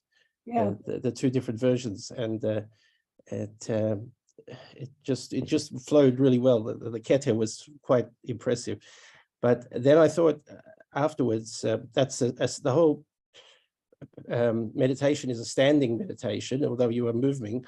Is there a way to that you've thought, or does anybody turn this into a walking meditation? Because we know in Torah we speak about halacha, walking with God, halacha. It's the same word, same shorish, and we are meant to walk humbly with God. So I was wondering if this could be incorporated, or just consciously aware when one is walking, or to do a walking meditation, as some other traditions have. You can do it as walking. I mean, in a way, when I do it in context, it's walking, because I do more than one thing. I do a letter and a vowel, or I do combinations of vowels. I did want to mention, today is the day after the 49-day count, like the Sephirot count that I've been doing since Yom Kippur. Today is the day of Sigd. It's a holiday in Israel. Sigd is like the Ethiopian Shavuot. Oh, that's right. Receiving the Torah. And so one of the things I do in that counting, like I do it also in the springtime for the count between Pesach and Shavuos, is I combine the vowels, in their pairs, so that you can get a chesed and then a gevura. And you can move with that. You move one side with one and one side with another, or you turn different directions. Or also, if you start putting the letters that go between Hesed and Gevura, according to the Ari system, is the Aleph. So it's very interesting to, not only to meditate, but to actually, go physically, from a this light is partly hard to do, so that you could go from to one side, you could do a and then you can do a aleph, and then you can move to a gevura. So you are stepping. Sounds like you not necessarily walking forward. There's others that you can actually move. Well, then it begins to look like a dance. It is dance. Yes. I call it living letters, the Otio Chayot, because they do move. There are movements, and they are alive, and they do change. They have a life of their own, and they have voices of their own. I just want to say that about the letters themselves. They can come to speak to people as you're doing the shapes, just as it would happen, I think, in meditations, and probably the permutations, that there's insights that you can get, not only about the letters, but about our lives and about who we are and situations. I don't know, it goes into everything. Because according to the Kabbalist tradition, as I've learned it, the letters are the building blocks of the universe, and the Sephirot come actually before the letters, because we get sound, babies do sounds before they do ba ba ba ba, so it's like those are already combinations, and all of these are structures that are constantly coming through, because our teaching is that every second, just as God inspires us at every breath, the world is recreated every second, which makes everything possible. I mean, that's the beauty of that. If you really understand what I'm saying, it's like, you don't have to be trapped into all that you're bringing with you from the past, that this has to go in this direction. It's like every breath, every moment is new and fresh, and anything's possible. Have you come across a teacher called Stan Tenen? Yes, we're very close friends. Yes. Oh, really? Okay, that's Yeah. We've known each other for 40 years or more. Wow. Very beginning. Somewhere, I think, too. In fact, Amichai reminded me of him. Really? Because he, both because of structures that he's Yeah, made. with the hand movement, hand gestures. And the hand and the Yes. flower. And we were both, entranced by the shapes at the time we met. So we go on for hours. How and where did you meet? How far does this? In Berkeley. I mean, Berkeley. we live in the Bay Area. Okay, I didn't know that. Okay. And no, I've watched him over the years, and I have all his early writings, and yeah. And I think I helped him see from many perspectives. That was one of the gifts I gave him, because he has some hand movements, for the letters, and the fact that you can look in different directions at them, because I was showing him my letters and how you see it from different sides. That's really important, because we got that idea also from the paintings that we saw from Hannah, that the perspective was looking at the Mediterranean from the west towards the east, so that the east was literally the far east. It was looking from the west into the and that, when maps are north south normally, and so it's interesting. We could also take different perspectives there. That puts a whole new, give new insights by just changing the perspective of looking at a map. For instance, there are some maps in Australia where they turn the complete the world map upside down, and Australia is on the top. I've seen that as well. It's all conventions. We have conventions that we seem to have fixed in our minds, that this is the way the world works. But if it's truly multidimensional, every perspective is a valid perspective, and can shine new light onto our consciousness. Right. That's one of the beautiful ways I like to understand Hod. The whole Sephirot of Hod, because it has to do with perspectives and not only being aware of what is being seen. I mean, it's looking both ways at the same time in a way. Right. Yeah. Well, speaking of go ahead. No, just the last point. You said about the 49 days. The 49 days from Yom Kippur was today, and you said that was the Shavuot. Isn't normally Shavuot the 50th day? No, Shavuos is the 50th day. 50th day, right. The 49th day finished on Tuesday, and tonight, Wednesday, well, it's Tuesday night, but it's the 50th day starting tonight. Tonight is the 50th day after Yom Kippur. Yes. Okay. Got it. Okay. Well, I wasn't aware of this festival that the Ethiopians had, so I'm going to have to. So if anyone's around Jerusalem, I was going to go tomorrow. I'd love to, but it's a long way from Tzfat. But in Jerusalem, most all the Ethiopians throughout Israel come there. They fast all morning, and they do a ceremony on the Tayelet overlooking the Temple Mount, because the other part of the holiday was to return to Jerusalem, to turn to the temple. And and they read their sacred texts, and they dress up in their traditional costumes. They dress up in traditional dresses, and the elders lead ceremonies. And then when they finish the ceremony, they go have a feast, after a certain point.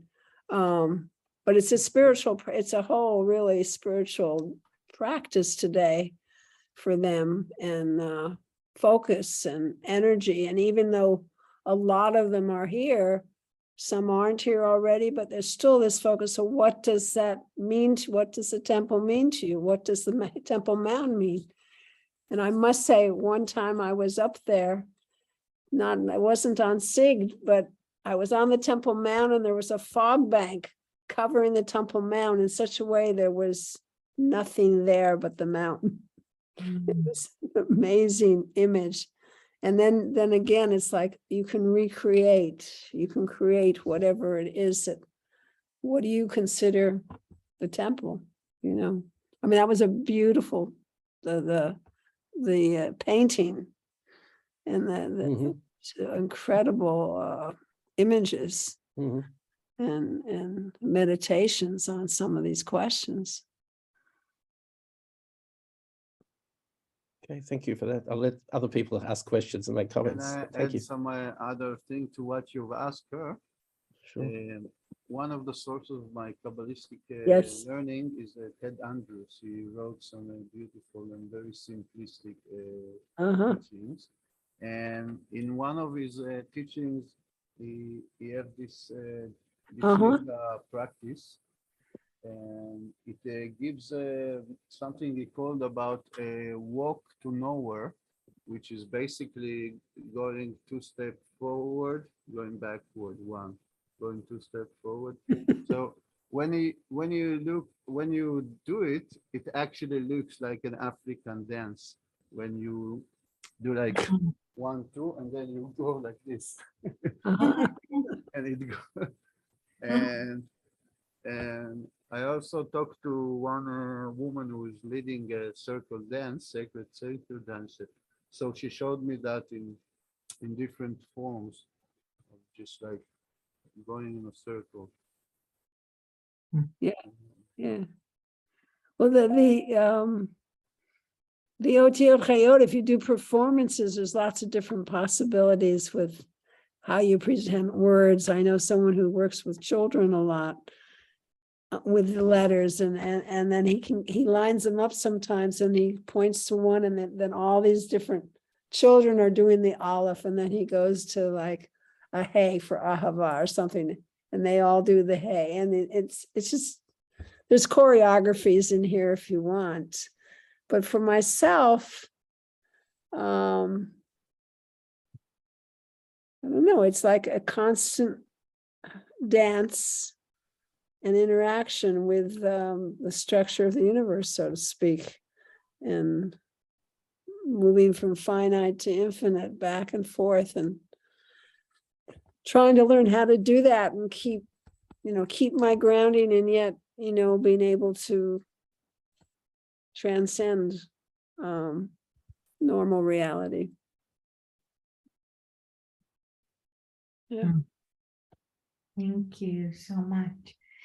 Wonderful, wonderful. Well, we're coming towards the end. I'm sensing, and maybe we should complete with a song or two, Jonathan. And thank you for your co-hosting, and thank you, Amichai, for your song, and Shana, Rabba, Nechama, and thank you also, Lucia and Sarah and Solomon, for being here. And Jonathan, or anybody else, Yosef, anything else to share before we close? I just remembered what I was going to add before to the conversation, just something small. I was thinking of the perspectives and then what we've been doing with the sounds and the movement and everything. And since I learned Hebrew, modern Hebrew, before I learned biblical Hebrew, I was always taught that Aleph has no sound. But Aleph has a sound, and Aleph is a breath, and Aleph and Ayin are 2 different sounds in 2 different places in our mouths, connected to the vowels. So when I look at the perspective now, with letters and Kabbalistic views and stuff, we have to think of Aleph as it's more vibrant when you realize it has sound. When they say it has no sound, it's like it's a place marker, and it's not a place marker. That was all I had. Can I say something about this? You just said Aleph, so look, Aleph, it's really interesting. If you break it down, you have 2 Yudim, you have one here and one here, and then you have a line that crosses. So that means an Aleph used to be a Yud, and then it gets split in 2. So it's really like a yin yang in a way. It's really similar to the yin yang, and it's also the Yud represents, let's say, God, if we still accept the idea of linear time in some way, I guess, before he created the sound, or God made the sound, before that, there was only the dot, only the Yud. So it was only like something that's there. But then the sound separated God from himself in a way. So then there was God and God's sound. So then there was two things already, and that's where the challenge comes. That's where the duality of everything, you know. And so the Aleph really is the first sound. It's definitely not something that's without sound, because it's actually the first sound that ever existed. And if you think about any baby being born, it doesn't matter if it's a human or an animal or what, you know, the first sound is like, ah! You know, it's always the first sound. So it's definitely the first sound that existed. That's for sure. The vowels, like Yudit was saying, the vowels, and later the constant. Like you can pronounce it in any way. Also, that's where the om. That's the om is really not an om. It's actually an ow. It has all the vowels in it. Yeah, but it's the same idea. It's like the first sound that creates the universe. Yeah. So you can say that Aleph is very similar to Om, actually, in a lot of ways too. And yeah, so okay. So I'll tell you something. I know some of you might have heard this, what I'm going to say now, but I'm going to say it again anyway, so it's very, very relevant. There's a song that I received it on Kafeh Be'elul 9 years ago, I think, or maybe 10 years ago even.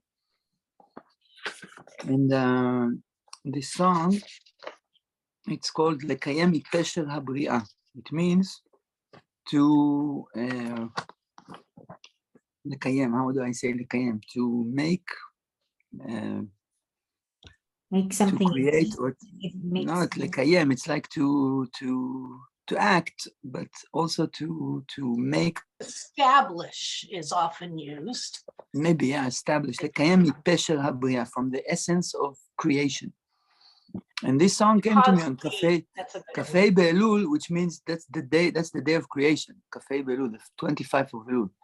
Okay, a week later is Rosh Hashanah. So that's it. Adam and Eve were created. Okay. And maybe I'll translate it after if you guys want.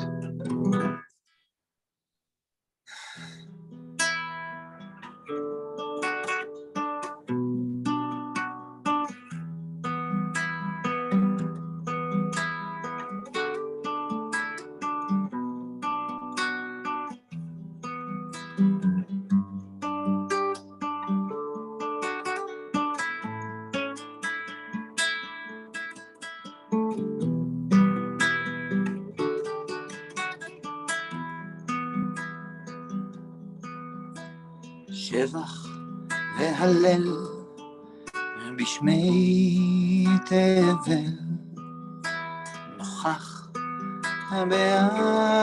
באדמתנו הגומל. שומו השמיים ובארץ קום תגל, מיהו שלכל זאת פילל. מיהו שלכל זאת פילל. עוז יראה חמלת היצירה, תפארת המלכות בהדרה. שובו למהות האמת במשורה, לקיים מפשר הבריאה. לקיים מפשר הבריאה. וקדוש קדוש ומקדש, קדוש קדוש הוא האחד, קדוש, קדוש ומקדש, הקדוש יחיד ומיוחד.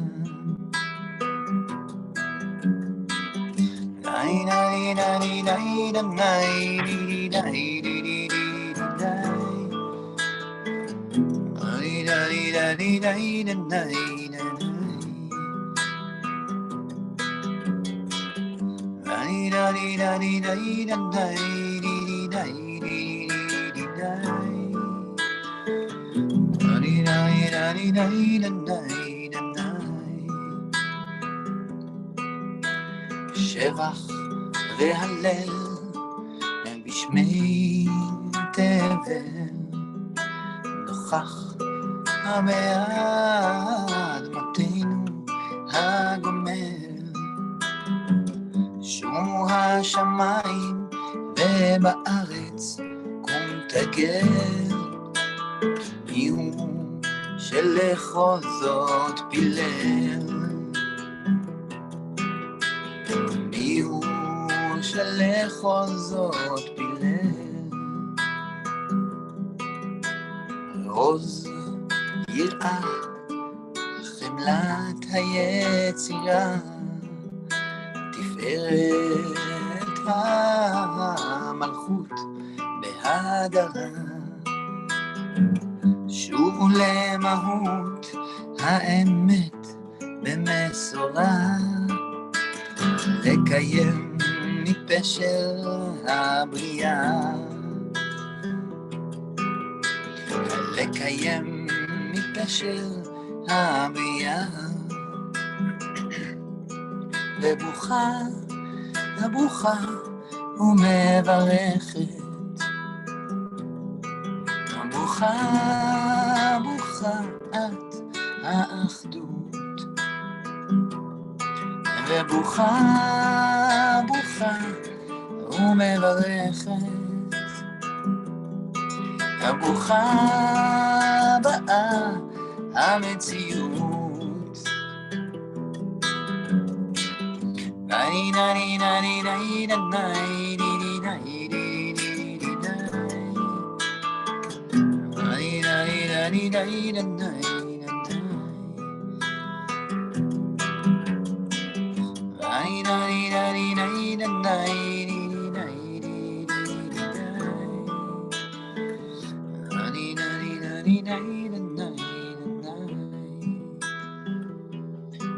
וברוכה באה המציאות,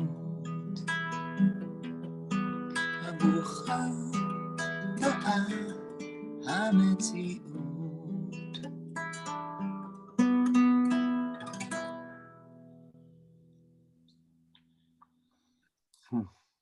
Thank you.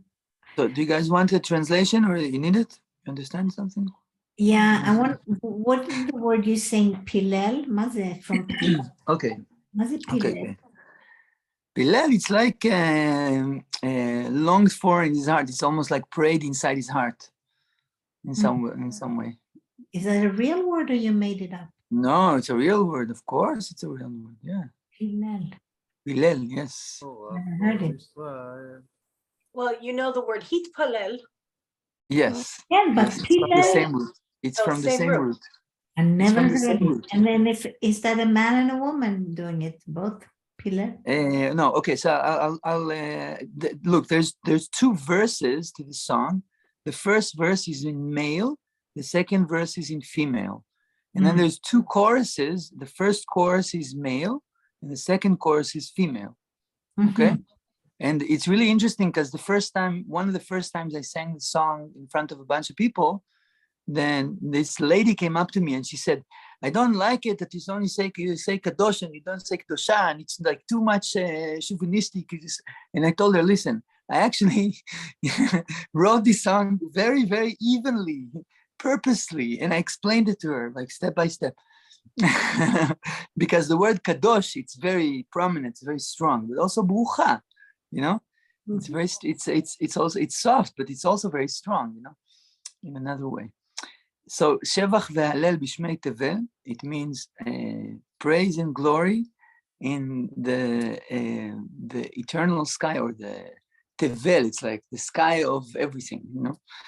Nochach be'admatenu hagomel. So the Redeemer is on our ground. Shumu hashamayim v'ba'aretz kum tagel. So the sky will look at us in some way, like they will ponder at us and look at us, and on the earth you will rise and be joyful. And then mihu shelechol zot pilel, who is that person that longed and prayed inside himself for all of this, for all this praising and glory and beauty and joy. Oz yirah chemlat haitzira. Oz is audacity. Yirah is, how do I translate yirah? It's not exactly fear, but it's like fear of God. Or awe. Yeah, awe. Yeah.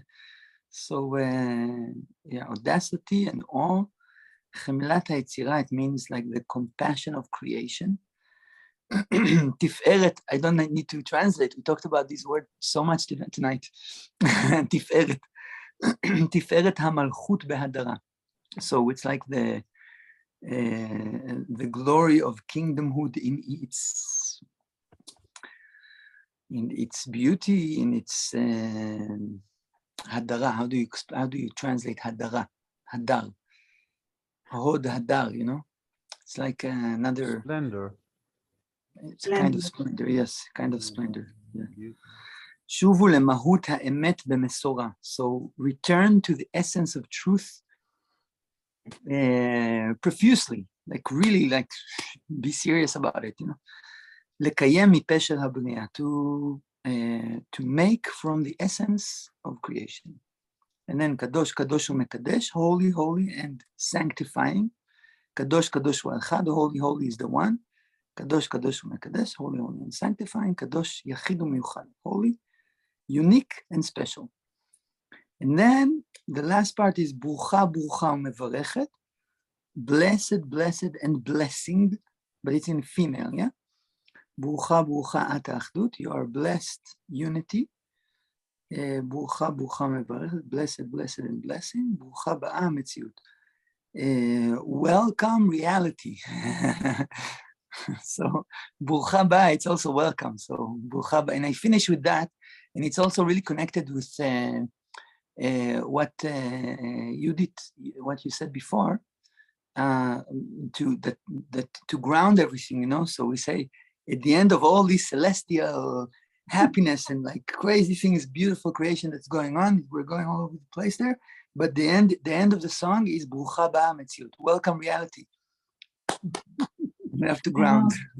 Yes. So, yeah. Really gorgeous words. Thank you for sharing them. Oh, come on. And the word Baruch is related to Berach, the knee. So when Yehuda talks about bending the knee slightly, that's it's a connection between the bending of the knee and bracha. And spring, it's related to a few different words, spring as well. Berach. I never thought of that. Berach and bracha, that's amazing. Yeah, they're related. And yeah. it's also related to fear, you know. It's interesting, you know, because it's kind of like the opposite of that in a way, you know, because when you feel blessed and you're happy and you feel good and everything, but when you're afraid, you're like, you don't see something good, right? You're like something really, you know, so it's, there's got to be a connection there too.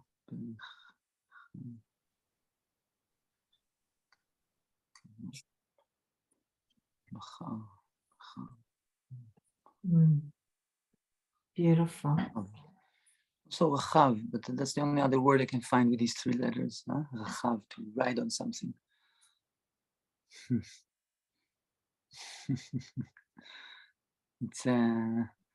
It's we have a very intimate but very very deep process today. I'm grateful.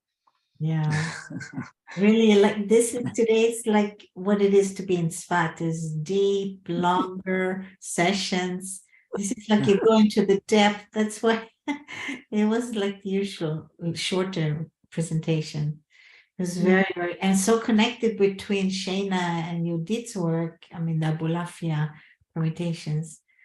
And then Amrita singing it up. It was just beautiful. He was And improvising. It was great.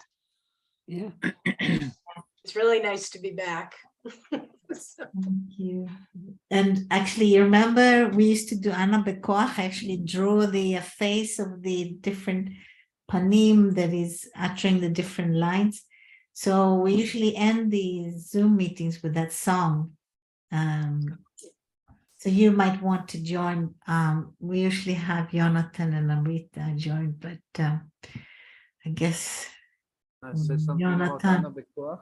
Amichai and Jonathan, you want to sing? Yeah, please say. No, say something. You Yeah, want? I was listening to this song when what was his name?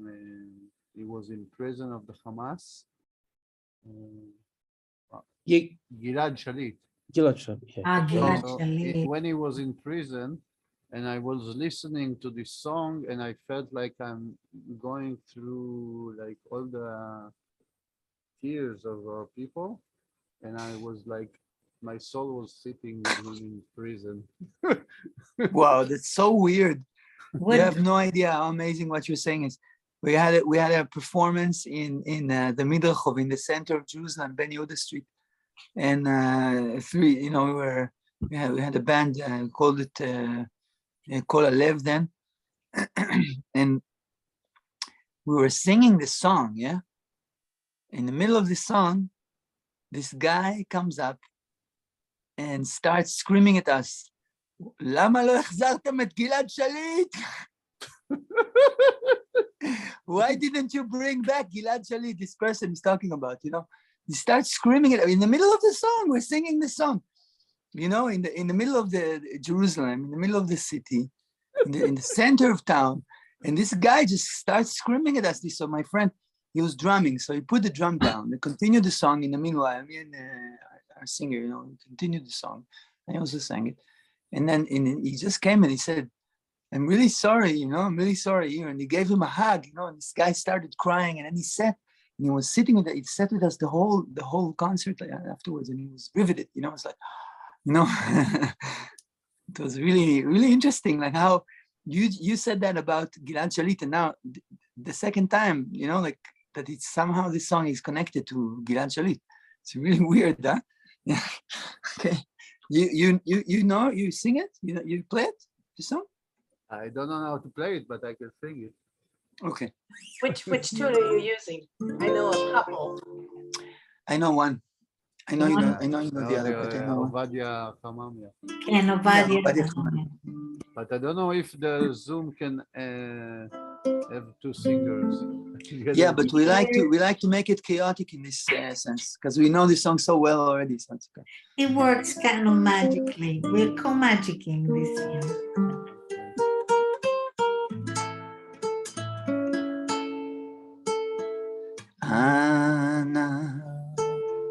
אנא בכוח גדולת ימינך תתיר צהובה קבלינה עמך סגבנו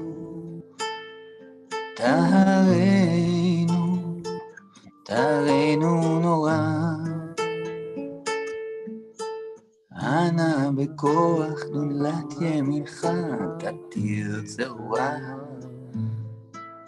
קבל עינת עמך סגבנו תהרנו נורא נגיד קודשי ייחודך כברת שומרם בכם תרם רחמי צדקתך תמיד גומלם חסין קדוש חסין קדוש ברוב טובך נאה לעדותיך יחיד גאה לעמך בנר זוכרי קדושותיך שבתנו קבל ושמע צעקתנו יודע תעלומות יודע תעלומות.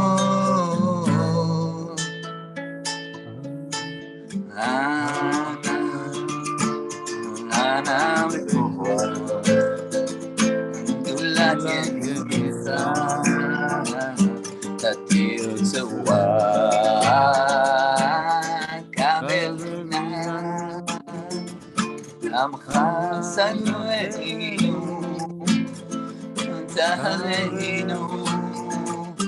תרינו נורא אנא מכוח גדולת ימינך תתיר צורה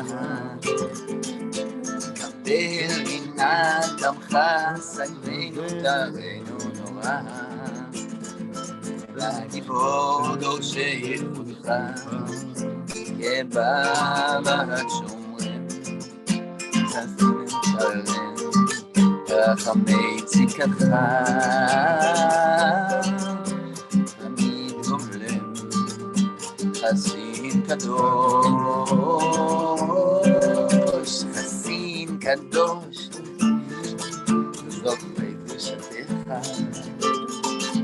יחיד גאה לעמך פני זוכרי קדושתך שבתנו קבל ושמע צעקתנו יודע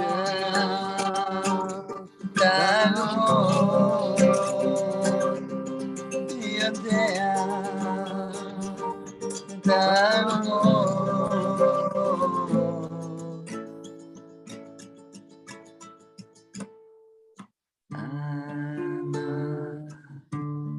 אנא בכוח גדולת ימינך תתיר צורה.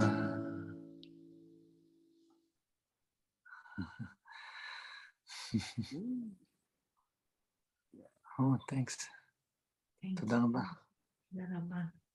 Yeah. So I want the recording